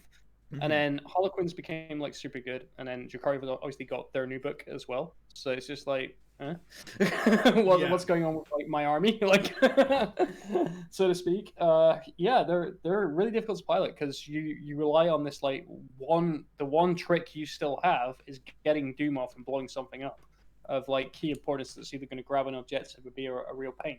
That psychic power doesn't go off; it just ruins your game plan. Yeah, completely. There's no combat. You've moved your units to go all in on this target. There's nothing you can do. And when an army is relying on one psychic power for its entire game plan, it's not a good place to be. At all. I'd agree. And Creeper points out that there were 2 Craft World players in his pod. I'm sorry, dude. I don't have anything else to add to that. We can move on to Xenos now. So these are the rest of the aliens, the outcasts, the hipsters. Tau Empire, my Talarasa Bond brother at this point. Tau Empire going 2-2, actually bringing up a 50% win rate with a dual Ivara list, which I think is awesome. Seriously, I'll be back to playing Tau in the next season. As much as I love Necrons, unless if I can find a list of Necrons that I really like to play, I missed my Tau badly, so hopefully that I can keep that at least at a 50% win rate. But yeah, Tau are in a rough spot right now. There's no doubt about that, but that win rate there shows that they still have some capability of getting some points. Orcs sitting at a split 7-7 with 4 lists, which is 14. That means that somebody or some people didn't play their 2 games. Naughty, naughty. 50% win rate right there. Necrons, 4 lists, went 6-7. I did my part. I at least broke even.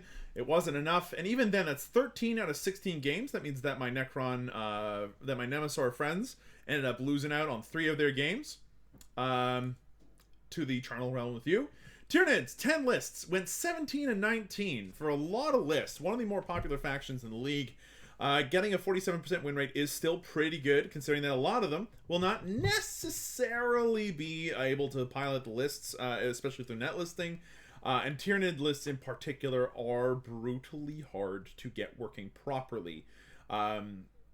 If you're going for that double Demacron list that is running around with the extra different spices that they plonk in there, sprinkle of Devil Gaunts or whatever, it's harder to land than you might initially think. So this does not surprise me. Well, people learn to play around it, right? At this point, it was great when it got took to a GT and won. Yeah, for the first time, this new trick got shown out of the box. And against the guy that I C-mob in my group playing the Nids, I knew exactly how to counterplay against the double Demacron, and it just wasn't a good time for him because I knew exactly going into that matchup how I needed to play. I needed to spread out so that when he charges one Demacron in, I've got units that can counter charge it back, and not castle up, so that he tags everything with it, and then it becomes a real problem. I knew that the Hive Guard had the ignore AP -2 thing, so I'm just gonna ignore them completely all game. Sure, you can double shoot them, that's fine. I've got Miasma on my key unit that you're probably going to want to shoot, so that you just figure out counterplay against these sort of net lists, which is where net lists become a problem. They're the flavor of the month 1 month, and then everyone's kind of figured out, with not even having to change their army that much, of how the mechanics and toolbox that they have available can counter it. Yeah, I'd agree with that. But I also think that Tyranid list does have a lot of like Swiss Army knife potential in it, and that good players can deal with those kinds of situations. There's a reason it won a GT. And I think that Demacrons and Pants, I know that every time I say that word, you're like cringing because the podcast might explode. But seriously, the Demacrons are really good, and the rest of the list surrounding it also works really well. It'll be interesting to see what happens to the Tyranid Codex that comes out, whether or not anything replaces the Demacrons, but I think that this particular blend, like that particular list, would be interesting to see happen. And also, I think that with people gearing up to deal with Death Guard and Space Marines, people might have underestimated lots and lots and lots of things all at once, all the time. And that if they don't have the ability to counter hordes, then they are not going to defeat Tyranid lists easily. So yeah, 47% win rate does not surprise me because it's difficult to pilot, but at the same time, it is refreshing to see that they ended up doing pretty well here. And then Gene Stealer Cults, the one player in it went 1-2, didn't complete all their games, doing relatively badly here. Could have broke 50-50, but we'll never know now.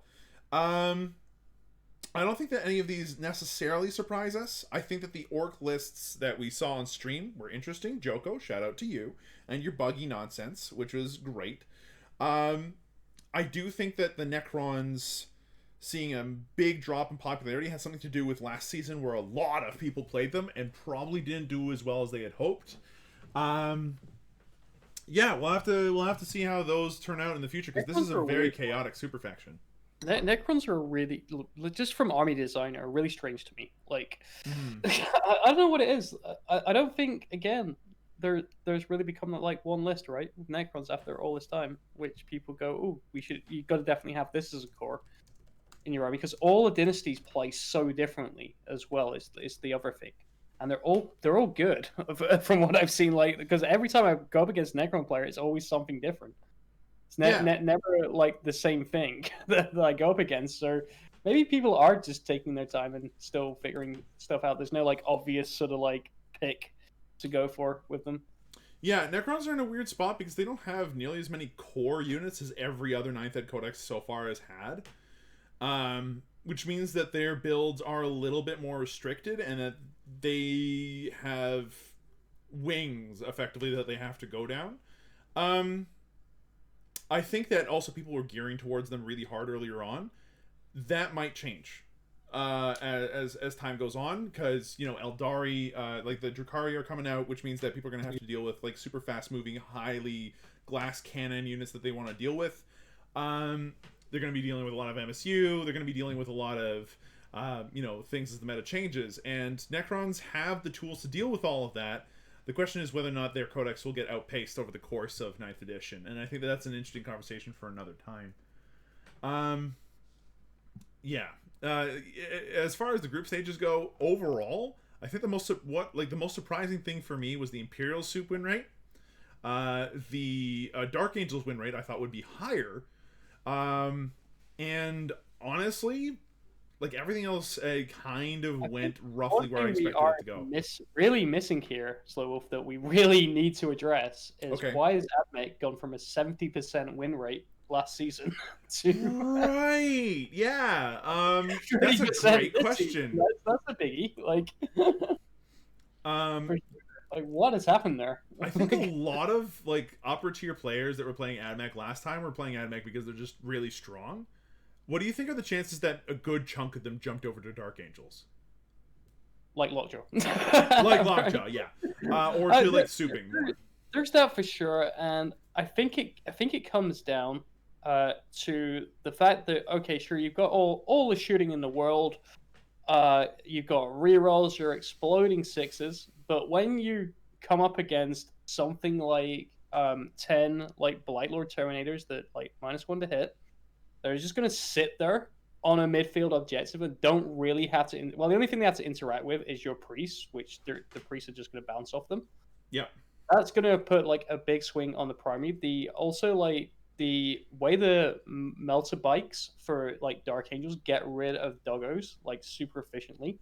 Same with Plagueburst Crawlers with flat 3 damage mortars. So that unit's actually taken a bit of a downturn in regards to what it can do when Dark Angel and Death Guard can just shoot it off the board in a turn without really breaking a sweat, and it just gets rid of that problem of having that screen of robot dogs like in the way.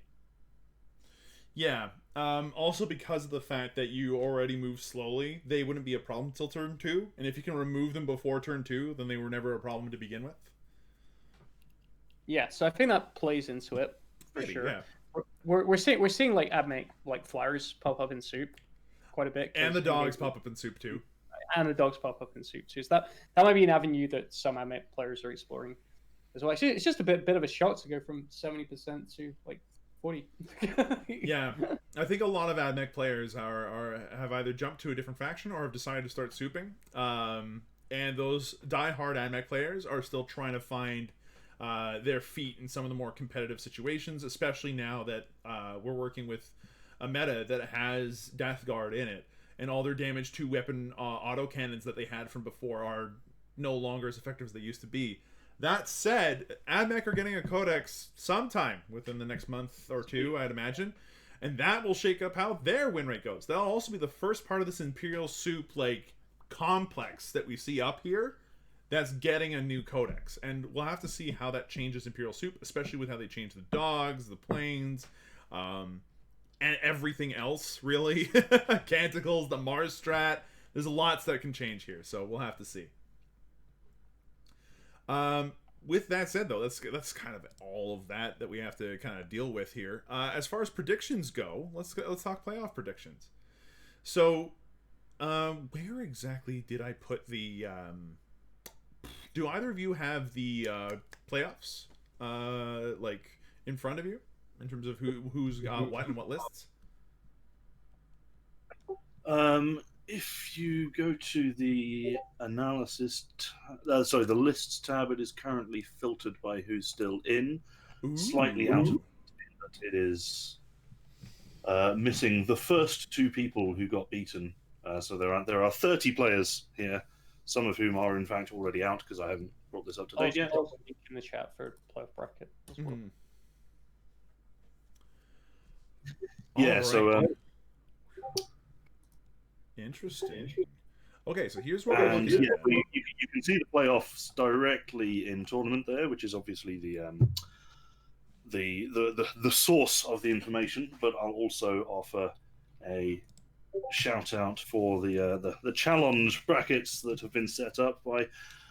Oh, Slowwolf, you're going to have to help me out here. What's the name of our Dark Angels player whose name starts with C? I can't remember. Lord Cypher Zerial, aka No, the one who was a judge Curry? up until Curie? Oh, you said it right. I was waiting for you to say Curry again. I did say Curry, but then I quickly corrected myself. Yeah, excellent. I did know who that was. I just really like it when Slowwolf says Curry. So Curry has kindly set us up that little competition to see who can do the best at predicting the outcome of the playoffs, which is so far being very comprehensively won by one of the judging team, leading some to suspect some malpractice. Naughty. Not actually naughty, just an interesting coincidence. For sure. Season 7. Let's take a look at this. I want to see the playoffs. There we go. Okay, perfect. And I can actually just put this straight onto the stream, too, which makes me feel like a freaking bad man. Bingo. All right. So, looking at things right now and how things have changed around. We got our playoffs. Some people are already into round 2 and have the ability to fight in round 2. Tussle in the chat, no less. Let's take a look. So we got Etomkin and Senso. Etomkin, we know, has a pretty powerful list. Morty gets warp timed, and then there's a Demon Prince and 2 bloat drones that just fly up the other side, and they do nonsense with Plague Burst cannons, and it's all gross. Elzar and A Magic on the other side. Sorry, let's slow this down. Senso, what is Senso playing? Senso is playing Custodes. Interesting. So that's pretty cool. I'm down for that. That'll be a very cool matchup to see what happens there. Elzar versus A Magic. Oh, go ahead. of interest, so we actually had 7 people playing Custodes make playoffs, 5 with Mono Custodes and 2 with Soup, including Custodes. And Oh my god. 5 of them have already played. One of those has gone through, and that was a Custodes versus Custodes match, so that was reasonably predictable. Oh no! And no, Creeper, we're not going to go list by list. I just want to see factions and stuff, see where everybody is. He just wants his list reviewed for like the 5th time. Oh no, That's all that is. no! We're not doing any more list reviews. We've already talked about this. We're going to talk about this Emperor's Children list because it's really cool. But then past that, I want to see what everyone else is doing. So Elzar versus A Magic. A Magic is currently playing Space Wolves. Very cool. Elzar is playing Chaos Demons. We'll have to see how that turns out. So Space Wolves versus the Demons. Whoop, whoop, whoop. Mini Mugs versus Glorak. Now, Mini Mugs, I remember we went over his Death Guard list. I think it was a pretty good one. It's the shooty Death Guard list, yes. Yes, shooty Death Guard. Bang, bang, bang, bang. Versus Glorak, who is playing an Imperial Soup that is Custodes and Astra Militarum. If I remember correctly, this list featured a couple of interesting things. Very specifically, 2 fill payload Manticores, and it's in the worst format possible. I was wrong.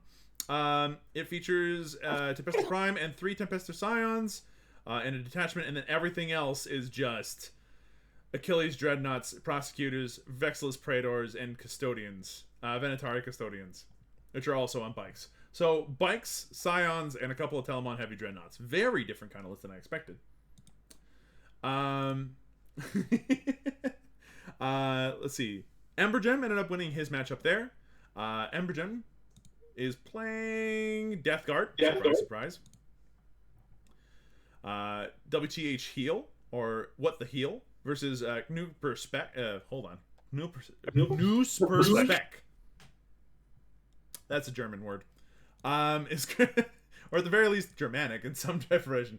New Perspec is playing Tyranids, Embergem. I was already playing Death Guard. What was the other list I was looking at? What the Heal. There we go. Who is currently playing Chaos, which is Death Guard, Chaos Demons, and Emperor's Children. What the Heal is... Oh, no. It's another Pastebin.pl list. Let's see. It's got Morty, it's got Keeper Secrets and Shalaxi Hellbane, Fiends, Demonettes, Furies, and then an Emperor's Children detachment with Combi Bolter, Lightning Claw Terminators. Wait, is this the Trio of Death, Magnus, Morty, and a Keeper Secrets list? Pretty much. It doesn't have Magnus. But yeah, the rest good. Yeah. Creeper moves on. Absolutely decimating Drearian, actually. 80 to 13. He's going to eventually come up against the Death Guard at some point if he keeps this up, but we've covered his list 40 times. Yeah. So Creeper's got an Eldari list. It's really, really strong. It does the trick. Obviously, he made it to playoffs, and then is going through a murder pod, and has made it to round 2 of the playoffs, so well done. Raging Moose versus Glarg.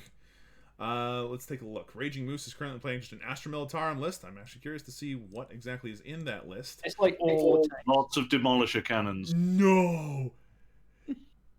It's got Bulgrins, it's got 2 Manticores, a bajillion Chimeras. By the way, like Glarg was like, you match fix me, like this one. So yeah, it's triple tank commanders, bunch of Tempestus Scions, Bulgrins, 2 Manticores with full payload, and then a bajillion Chimeras to move around the battlefield, protecting all the troops, and then another Knight Commander Pask, just to add an extra tank commander, effectively, apparently, because that's fun and necessary. It's 4 tank commanders. It's way too many. Going up against Glarg, this ought to be interesting. Glarg here playing Adeptus Mechanicus and Imperial Knights. Wow! It's the list with the triple Knight Megaras. What a time. Why'd you skip my list specifically now? Creeper asks. Because we covered it 40 times, Slowwolf says. If you're on stream, we have to technically cover it again. It's true. Right? Just keep winning. We'll eventually cut to cover you again. Glynazyr is going up against Monburpig. Glynazyr did end up beating Curry, 85 to 85. Was really close, apparently. Making us very glad that we clarified in advance this season what would happen if a playoff match was drawn. He's playing Salamanders. Right, yeah. So obviously Salamanders aren't completely out of it yet. And then Monbarpig is playing... He's playing Stomper. That's all That's his list. It's just a Outstanding. Stomper and some orcs. So it's a Stomper versus. We covered this list. I remember this. It's a bajillion. It's got double. I remember this. It's got 2 heavy intercessor squads, captain on bike, Primaris librarian with a bunch of stuff. Yeah, this absolutely works. I like this list in a lot of different ways, especially the aggressor squad. Makes it nasty. It's all Primaris too, which is kind of interesting because a lot of people would go for attack bikes instead of an invader ATV squad. But hey, 8 wounds does something. So that against boys, more boys, a pain boy, triple Megatrack scrap jets, custom Stompa. Nice. So we'll have to see how that one turns out. The Stomper is like we talked about Night McGarris being like gatekeepery. The Stomper does the same thing for orcs. It's like 40 wounds, which a lot of armies right now can't really deal with. And indeed, apparently so far, it has finished every game with 40 wounds remaining. Because people choose to ignore it, and the trick with it, in case anyone's wondering, because it is a bit of an odd pick, like this Stomper, is the fact that there's a spell which allows it to reroll to hit with all of its guns. Visions in the smoke. Yeah, it's pretty. The shooting that comes off it is pretty insane, especially with like Daka using strats like Mordaka as well. And then you just got to chew through 40 wounds to actually have like an impact on the thing, which is too many. Then in the second round of playoffs, we still have Tussle and Hawk. Tussle here today is playing Adeptus Custodes, Pure Custodes versus Hawk, which sounds like a great Legend of Zelda Link grunt. Is playing Blood Angels. So that should be interesting. We have 2 Space Marine chapters that actually made it to the top that aren't Dark Angels, and then had kind of like win rates. So interesting. Moving right along, that's them. Alphod and Anti-Realist are playing for a spot to face Warren 45. Anti-Realist is playing Harlequins, as you said earlier. Erevar, really good player. Versus Warren 45 is playing Sororitas, but that's not the name I was looking for. I was looking for Alphpod. Alright, Alphpod is down here, and he's playing Death Guard. So it's going to be Death Guard versus Harlequins, and after that somebody has to play the Sororitas. Yes, that's a rough matchup for Death Guard. Yeah. I've done it. Like, good luck to Death Guard player. And then Rallo, making it to round 2 with his Death Guard list. He's going up against Ossa or Bassman UK. I love the fact you just called Dark Angels Death Guard. That's another guild star. I meant to say it's Death Wing, Death this, Death that by the end of it. No, Y'all Imperial Power Armor nonsense are the same. You've fallen into that. He's playing Dark Angels. Rallo's playing Dark Angels. He'll have the privilege of playing against Ossa or Bassman UK. Bassman UK is playing Drakari. He's our 4-0 player. Or Ossa, who is playing an Imperial Astra Militarum and Imperial Knights list. I imagine, dollars to donuts, this has got Knights Megara in it. 2 tank commanders and Tempestus Scions, an Astropath command squad, 2 Crusaders with power sword, or 2 squads of 2 Crusaders. And then, no, I'm wrong. I lose my donuts and my dollars. It's not 1, not 2, but 5 Armiger Warglaves with Melta-guns. I like this. I've got a buddy of mine who played something similar to this. It does work, man. That's a very interesting list. It's a lot of mech, yeah. That said, though, now that we kind of know roughly what everyone's playing, what are our predictions here? Erevar, you go first. Okay, just as I unclicked my thing. Great. Never mind. I'll go first. No, it's fine. It's fine. I got it. Okay, so I feel like the top. I think when me and APG and yourself sat down at the start of the season, and we said like, what are like top 3 lists were going to be, and we all mentioned like Sisters, Harlequins, and Death Guard, stroke Dark Angels. Yep. As the sort of like top list. I think that the playoff bracket as it stands is kind of proving that right now. Yeah. We've got Death Guard going forward in a game. We've got Dark Angels going forward in a game. Harlequins are going to have easy matchups against both of those 2 armies mentioned. There's no Sisters, oddly, which is a little strange. There's one. Like, Sisters took out the Emperor's Children list we were talking about earlier. Oh, yeah. Okay. Poor so guy. there we go. That's kind of like remained the same, like from those predictions a few weeks back. And I think one of those armies for sure is going to take it. I know I'm not covering like EDT's like list here as much because I think there's actually a couple of matchups that we will see that list fall down against, even though it's like super skew and has done like super well. I think when he comes across like a decent like Harlequins player, he could be in a lot of trouble really quickly because they can just outpace him with Mortarian like wandering around the board with Warp Time. Like he gets like 1-star Weaver, and then 5 Troop come out of it. They're offset, for example. So it's going to be interesting to see how he plays that matchup if that does come up, and that might be one of like the shortcomings to the list, maybe. Yeah, I think that there's a potential for that to happen. Mind you, our anti-realist is currently still to get through the first round, and then has to go up against Sororitas in the next round. After that, we'll see.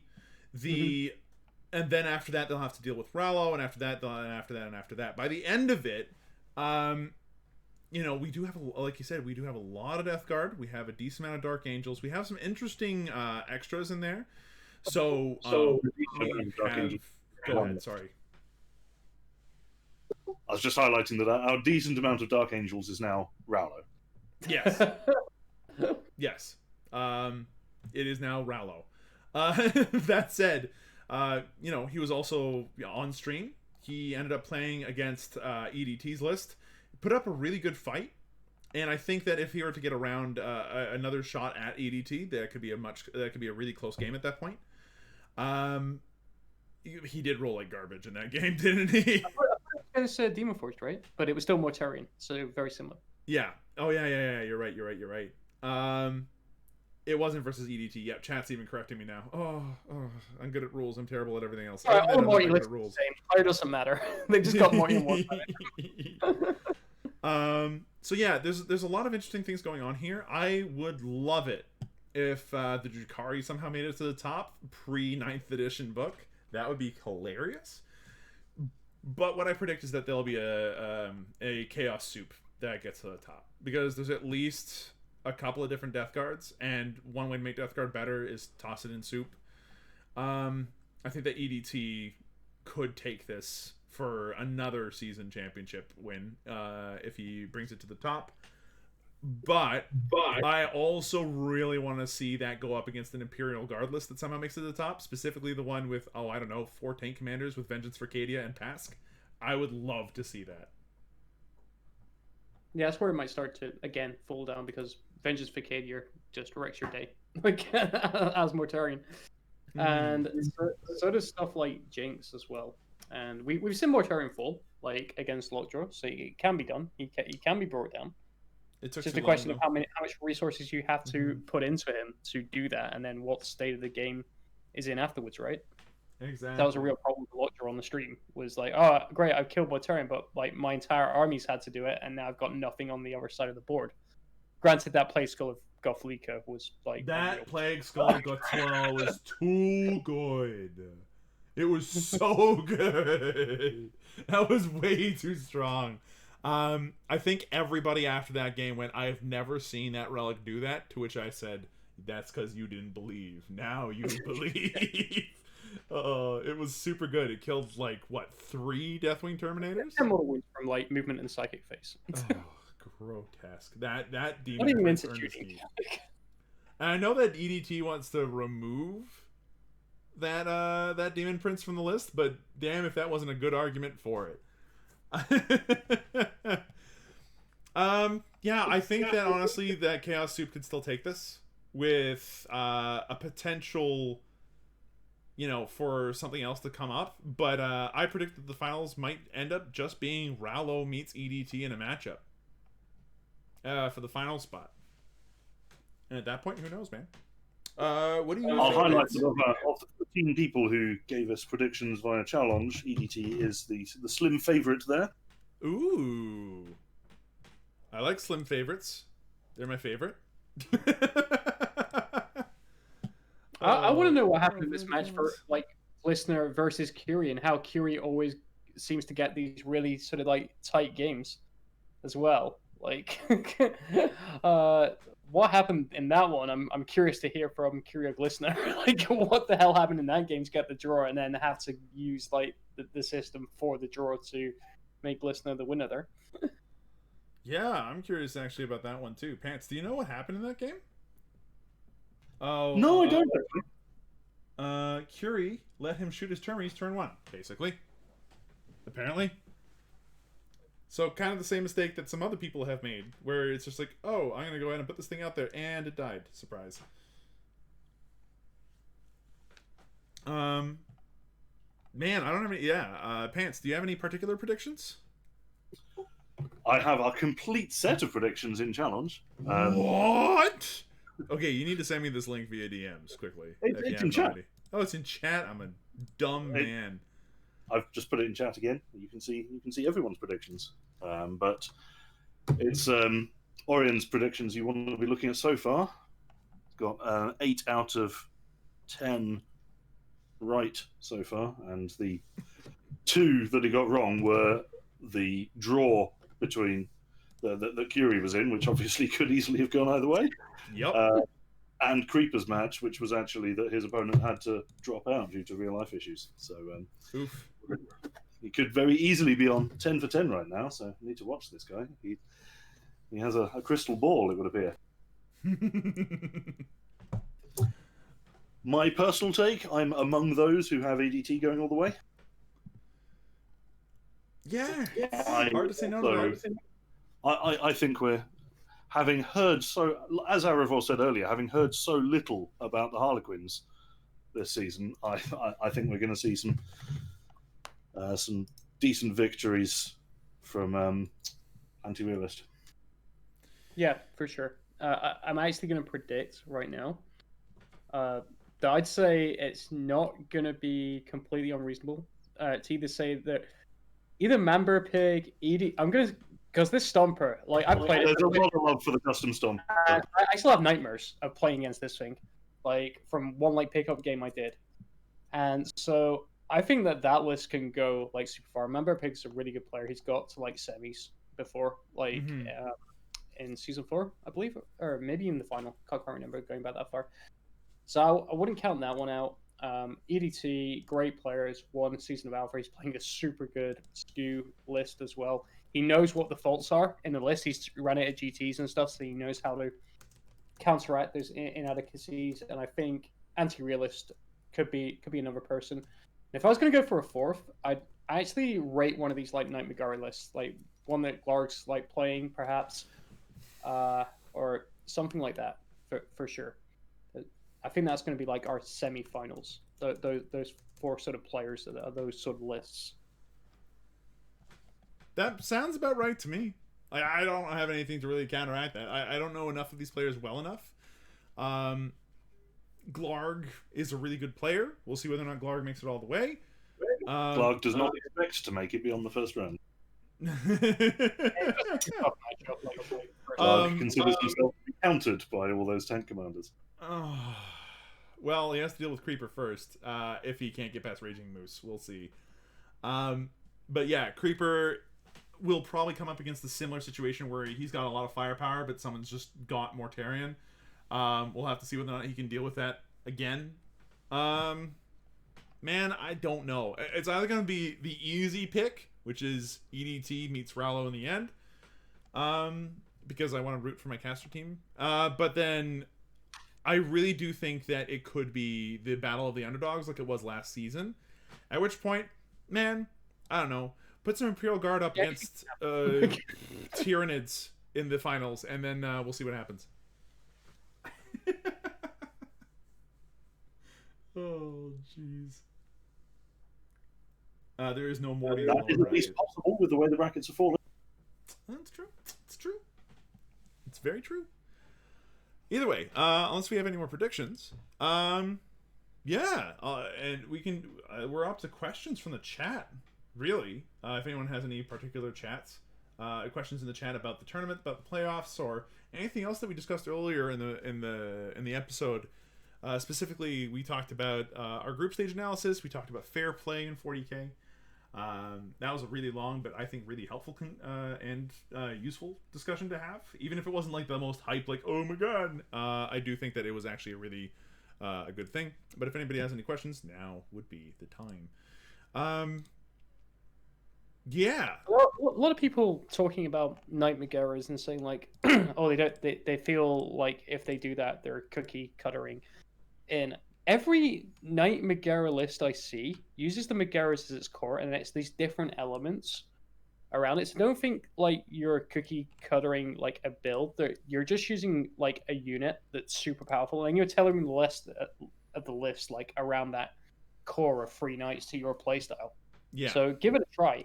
Just find like what if you're an Imperium player, I'd be using them right now because they are super good and super effective for their points, and then just kind of find like what works around them. Like not every list is running like dual mana core. We're seeing like Admech flyers. We're seeing dogs come out. We're seeing some mixed with sisters. Where it because it's soup. Like the Pants pointed out, you can just cherry pick like whatever units you want and whatever works for you and run a list with it. Just as long as you got that core of those knights there, which a lot of people do struggle to bring down right now.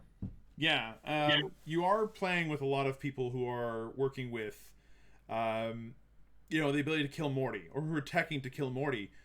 But knights are tough, period, and always have been. And having 3 toughness 8 bodies on the field with 24 wounds apiece, especially when they have 4 up invulns, can be difficult to deal with. I mean, I think so anyway. I killed 1 knight in all of my play so far, and it was this morning. It was my first knight I ever killed. I haven't played a knight since. I don't want to play knights ever again. Sonic Grav asks, I have the knight detachment. My issue is what to run with them. So, here's a question. What would you guys prefer to run with them? I think that the knight list lacks not necessarily killing power. They got that, and they really exude a lot of threat. So the main thing that they need to do is just hold on to the objectives that they get. So anything that holds objectives would be good. I could see Astra Militarum with a lot of guardsmen running around being a potential option, because they are a lot tougher to get rid of than you'd like them to be sometimes. And they're relatively cheap and easy to put down. You can also stuff them in the Chimera if you still have the points. Wait till Alpha uses Cheriton rules. So the first Cheriton book, we discussed it in great detail with Trevi actually on the last podcast, and you can go watch that. We had a lot of like analysis on all the new sort of stuff that was in there. But yes, that book will be playable in the next seasons of Alpha for sure, and I look forward to lots and lots of Harbingers lists. Let's see. Chat says they've been testing Tempestus Scions with the Iodan Gargones and a Calidus.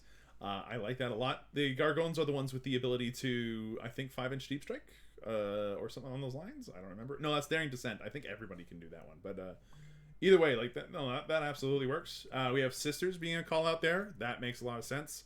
It's not necessary, I think, but having Sisters there means that you do have access to either Retributors or something else if you need something else hard hitting in the background, just to add some extra layers of threat.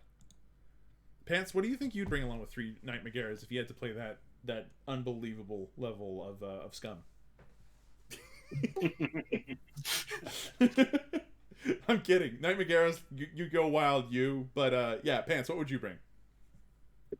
I'm a big fan of Sisters, and yeah, I think Sisters have both the durability to sit to help you actually keep hold of those objectives, and also a bunch of different ways of dealing with your opponent to what the knights offer. So I think they complement well. Mm-hmm. Do you think that the Drukhari book will change up how that plays? I think the Drukhari book will change up how an awful lot of stuff plays. Yep. All right, so my follow-up question then is, what's the Drukhari book going to change about that particular list? Will the list still exist, actually? It's a good question. They have some pretty ridiculous Haywire Blasters now, and they could still do some damage there. A lot of mortal wounds. Yeah, Drukhari is something you're definitely going to have to check against. Like, whether it's not just a case of it affects like one army. I think the thing is, a lot of people are disheartened because they haven't quite figured it out yet. Yeah. And there's like 10 different. This is what gets me with the Jakari book is there's 10 different like viable good builds for competitive play. It's not like Death Guard or Dark Angels right now where you're just seeing like one super good competitive build. There's like a ton of options to play around with in that book that are all decent.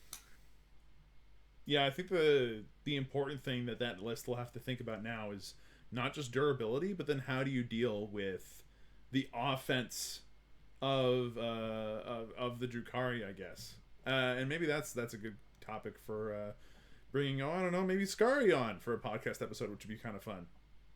How do you beat Jakari as custodes? Just roll sixes. I mean, custodes still have like some of the best firepower in the game because toe ballistic skills great, you know. So you definitely got that going for you with like Talman. The amount of shooting Talman can do is insane. Your bikes have an unreal, and the bikes are actually a great pick because they match the speed of the Drakari as well in the open field.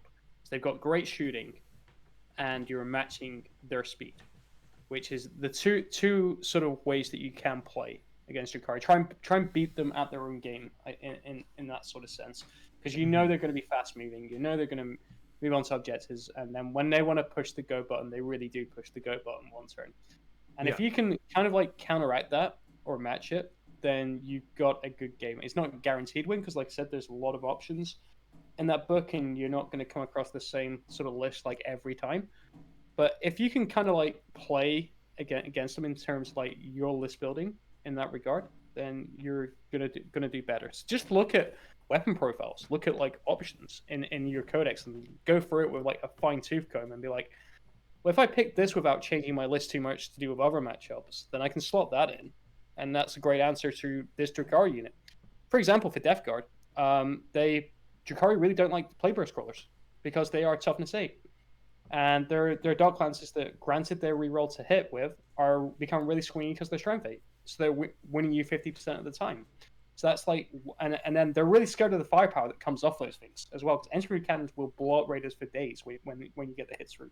And it's not like they're made of mortal wounds either, chat. They've got the hallucinogen grenade launcher, and then I'm not sure what else they got. They have a lot of like some close combat attacks that can do some stuff, but you know what? The easy way to do things: run shields and then roll 3s forehead. It's the easiest game on the planet. Oh, I can't even say that with a straight face. Good luck. At least you're not playing Tau. They can. Drakari has so many ways to ignore Overwatch. It makes me sad. Or like, here's another thing: don't play a pure combat army. Get ready to have like a durable front line, and then focus on having a good mixed force that can deal at range with some things and crack open those transports. Blow up the raiders. Yeah, blow up the raiders as fast as you can. That puts the ground troops. That makes them a lot less mobile. Not impossibly mobile, because turn 2 they can advance and charge. But it does mean that they're not like going as fast as they possibly could be, and then their choices are suddenly a lot more limited. And, you know, witches hit really hard, but they can hit one thing really hard, and then after that, the counterattack is just going to be brutal, because they have the 6-up invuln, and that's about it at range. The other thing as well, which a lot of armies are kind of skimping on, I've noticed in games that I've watched, is Drakari literally, the entire army has like one deny that's a relic. You can have a whale of a time with a psychic phase. Against, say for example you're playing Eldar, all of a sudden you're getting Doom off without having. You can happily go into like whatever range you want. You can get Doom off, you can get Executioner off, you can do a couple of smites, and all of a sudden that's like 10 mortal wounds in the psychic phase. If you're running like Magnus, you're laughing because they have like literally like no defense against that phase at all, other than like possibly getting off like one deny. Yeah, it's not an Iron Hands Redemptor Dreadnought with a 5-up Feel No Pain, which we saw tank Magnus for 3 turns straight last season. It was gross.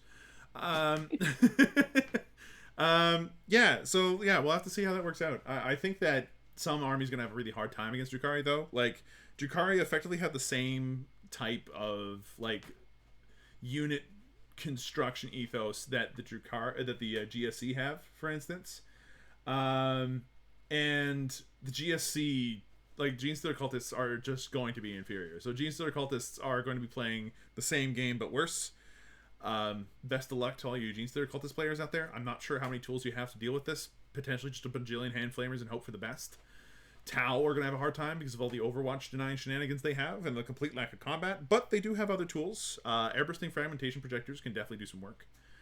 And then, especially because you only have toughness 6 on your vehicles instead of like toughness, 8. And then, yeah, there's going to be some armies that are going to have a hard time. But I think that other factions, like Salamanders, might initially actually see a small resurgence because you can have people Overwatch for friendlies at that point. They're extremely durable. They ignore AP-1, which a lot of Drukhari weapons tend to work off of immediately, specifically the blades on the witches, the initial Hecatari blades. Having that just bounce off of a unit of Gravis armor is going to be pretty satisfying from my perspective. All the flamers everywhere mean that we don't, and like the extra mortal wounds you can get from the strat can be helpful. Meltas are great at wrecking raiders and such, largely because you're going to be wounding on 2s with all the meltas that you can have access to. Your only downside at that point is that you're not as fast, and I think you can build around that as well. Stuff like ATVs or attack bikes can do some work there. Stuff that can deep strike will be helpful. Even like basic terminators can be really handy in that case as well. So I think that all those have different ways to play around them. Even the Knight Megara list I think might benefit from cutting down a Megara and then including some anti-Drukhari tech for the extra 500 points you're almost getting out of that Megara there.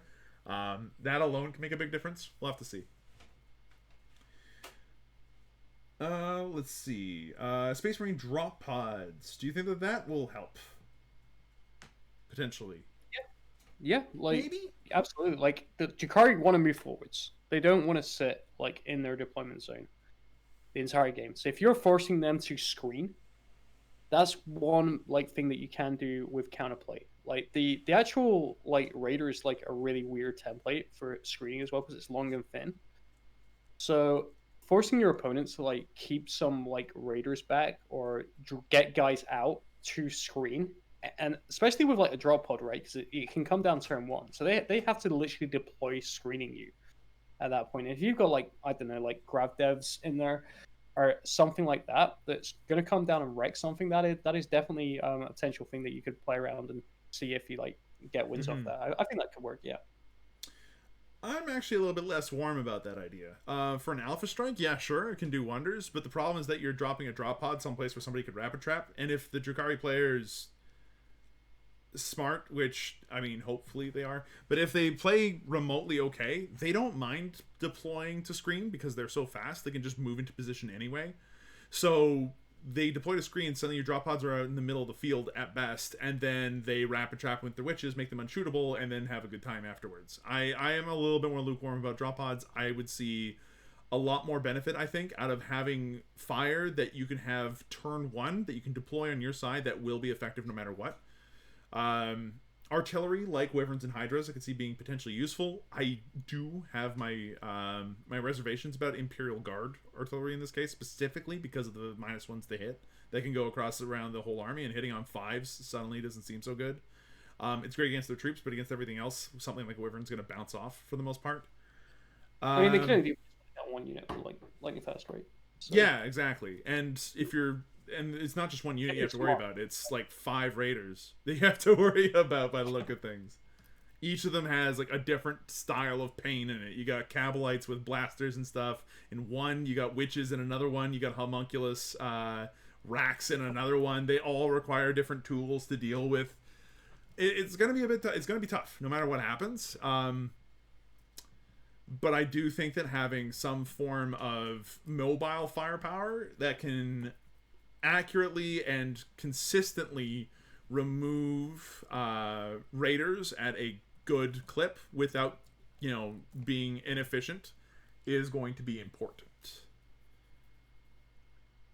So scatterbikes against Drukhari. Oh, that's an interesting one because they're still heavy. What do scatterbikes do? Scatter laser is like the pew pew thing that you put on Eldar jet bikes. So things like 4 shots, strength 5 to 0 AP or something like that. Like is its profile. Okay. It's a weird one. I think Shuriken Cannon is just for the spike of getting those neg free on there on 6s, and then that can like synergize with Doom. And actually, like jet bikes aren't that terrible into other matchups as well, especially if you can get back round to like those home objectives will like quicken and just shoot off like the infantry that are holding it. It's a great Manny from like Glasshammers actually started like experimenting with this with believe it or not, Skyweavers. Like putting rather than going with like all the haywire, he started loading them out with Sharkin cannons and doing just that, like going around to like their backfield objectives and just shooting the troops off them with the Skyweavers, which I think is like really smart and really interesting way to play. I can see regular Terminators being useful in that regard too. Like sadly they're not very fast, so they'd have to deep strike. But like you said, I mean, if you're forcing them to screen them, they're not all necessarily sticking together, which means that you can pick a couple of them off potentially. But if you could get Terminators to deep strike in the back, then they have a lot of DACA to do that kind of stuff. If you've got those kinds of mobile units with a lot of anti-infantry firepower to start playing the objective and forcing the Drukhari to respond to you, that might be a good idea. That's going to be difficult, though. Really difficult. Like, even before their new codex, they were hard to play the objective against. They could do all kinds of sneaky stuff. I don't like them. There's a reason they're in the playoffs right now. And imagine what they're going to be like with the new book. There's going to be so many people that are going to be playing the new book, and they have like, oh, I've played Drukhari like once in my life, but I've seen how they play them on like in like battle reports and stuff. I know how to play them now. I'm a pro. This will be fine.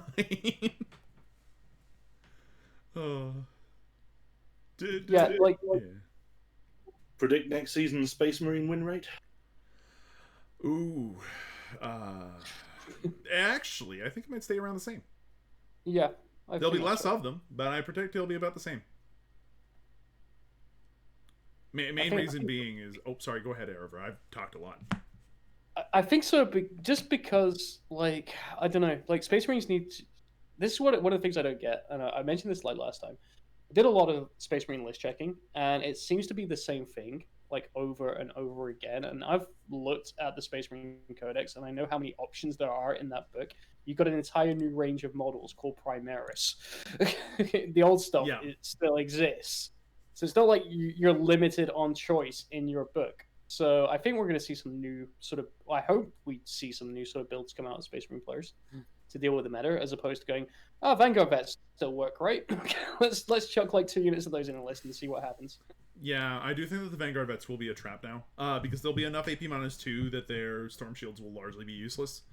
And they are no longer going to be as good at killing. If there's going to be any Vanguard vets, I expect like 1 squad, not like 40. And even stuff like Blood Angels lists are going to want to start teching into other more flexible forms of fighting, and then have those flexible forms of fighting still be okay in close combat, because +1 to wound is still stellar. Like, imagine, you've got intercessors. Sure, they DACA, and that's not like what you necessarily want them to do, but if they need to charge into witches and punch them, that's a lot of attacks that are wounding on 2s. At least, unless if they got the drug for +1 toughness, if that's a thing. Okay, and I think that because of the speed of chat and the fact that Creeper is currently talking about their scars being in a murder pod and how they'll probably be in another one, well, we've run dry on questions here. So, murder pod, but with Drukhari next season. With that said, I'd like to go ahead and thank you two for being on. Pants, where can people find you and talk to you if they need to in the future? You don't need me specifically. You just ping Alpha Judge on the Discord and ta-da, I'll magically turn up. Wow. And Arrowver. I never thought to do that. I never thought to do that either. Today you learn.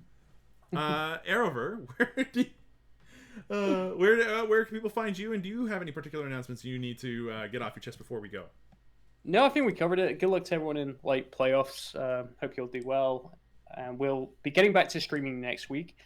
We're just trying to work out scheduling a bit with streams this week, because it's been a bit kind of like it's just been me and Slow Wolf doing it, and there are various other people that are meant to be doing it. So it's mainly just kind of making sure that everyone's happy with the streaming schedule and is going to be like available to cast games because I'm going to be getting busier in the next few weeks. Slow Wolf has got a lot going on in his life too, so we need to kind of make sure everyone's like working together and being a bit more involved on that. But we will get back to like streaming schedule properly like next week. I'll do an announcement on that like tomorrow. Other than that, next week we'll be podcasting again, and well, I'll let you announce our guest because it's someone that I never thought would be wanting to do a podcast with us, but apparently they do, so that's cool. Other than that, guys, you can find me on Twitch. I know I'm not been streaming like much this week because I've had a few things going on in real life, etc. But we will be getting back to paying Death Guard up, hobby hangouts, games. We're doing Breaking the Meta. I've got a Death Guard list that is bringing all the flamers. Like every unit literally has flamers. So we're gonna see how that does. Who needs ballistic skill?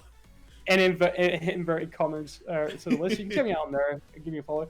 Other than that, yeah, just ping me on Discord. Come join us if you're new to the hobby, wanting to get in to TTS 40k. That was a question I missed earlier. Someone was asking how much does this cost to get into. You just need the game on Steam. Come join our server if you're still in the chat. By the way, people will be able to help you out, get you set up on TTS 40k for sure. We have a great mentor team that will be able to assist you with that. We have a lot of games going on every day. Alpha League is competitive section of the server. Will be running season 8, and if you want to come join that as well. Other than that, all of these podcasts, VODs of games from the group stage, and we will, like I said, be streaming more. We didn't actually touch on our favorite games that we streamed, but we'll do that at some point as well, because there were a couple of moments in some of them that were absolutely great, so we'll cover that at some stage too. But if you did miss any of the games, you can find them here on the YouTube channel. And other than that, yeah, thanks for having us along. It's been great. All right, and the pants already reading my mind like a good servitor should. It's worth mentioning that the TTS 40k community does have a Patreon if you want to go ahead and help support all of this. And the community that you are, engaging in by being in the chat. That's right, you sign an agreement. Welcome to the bureaucracy. But in all seriousness, if you want to go ahead and support us financially, if you've got the spare means to do so, that'll go towards future prize support for the channel and the community, and for making everything work better and better as time goes on. Everything goes right back into making sure that this community gets better and better. So yeah, do consider that if you have the spare means. If you do not, you know what, like seriously, don't worry, stay safe. That's the important thing. With that said, I'll go ahead and plug my stuff very quickly. You can find me on Twitter, the cesspit that is that blue bird, over on @SlowWolf. You can find me on YouTube. Just look up Slow Wolf. You should be able to find it. There might be some funny cartoon images. That's a game called Awesomenauts. I played a lot of that once in a while. There's also other stuff on there too, so check it out. Twitch.tv/SlowWolf will bring you to my Twitch page, where I stream some of my games, where I play a bunch of other games, and where I hope I'll be doing some more painting streams on, because that's kind of the life I'm leading right now. And yeah, that's it for my self-plugs. Let's go ahead and offer some special thanks to ThePants for coming on to the show today. He's a boss, and easily one of the most omnipresent judges for the stream, so that's something that's worth saying, to say the least. Araver for being my co-caster as per always, and for offering his unique brand of insight and his specialty as, to the Eldari mindset, as well as his smelly Death Guard, smelly Space Invaders. I'd like to thanks Malice for having this community just up and running in the first place. He runs the joint. We might as well go ahead and offer big thanks to him. Sacrifice 1,000 psychers and have a good day. I'd like to thank all of you in the chat. Without you, there would be no community. And I do mean that sincerely. Without you folks in the chat, we wouldn't have questions at the end. We wouldn't have anything that we necessarily wanted to talk about. And without you, there would be no Alpha League. As Alpha League continues to grow, so does our thanks for you and your continued, just like wanting to play and be a part of everything. It's super good to have you here, and we love each and every one of you. Please make sure to continue to stay safe. Wash your hands, get vaccinated, wear a mask. And yeah, that'll do it. The music today, intro and outro, was found over on Argo Fox, a YouTube channel you can find for yourself by going to YouTube and putting in ARGOFOX. All of the music is free to use, and as long as you credit them and all that stuff for different streams and such. And I'd like to go ahead and offer a big thanks to that, because the music is good. Yeah, I think that's it. This will be my shortest special thanks ever. Thanks again, everybody, and bye-bye! Cheers, folks!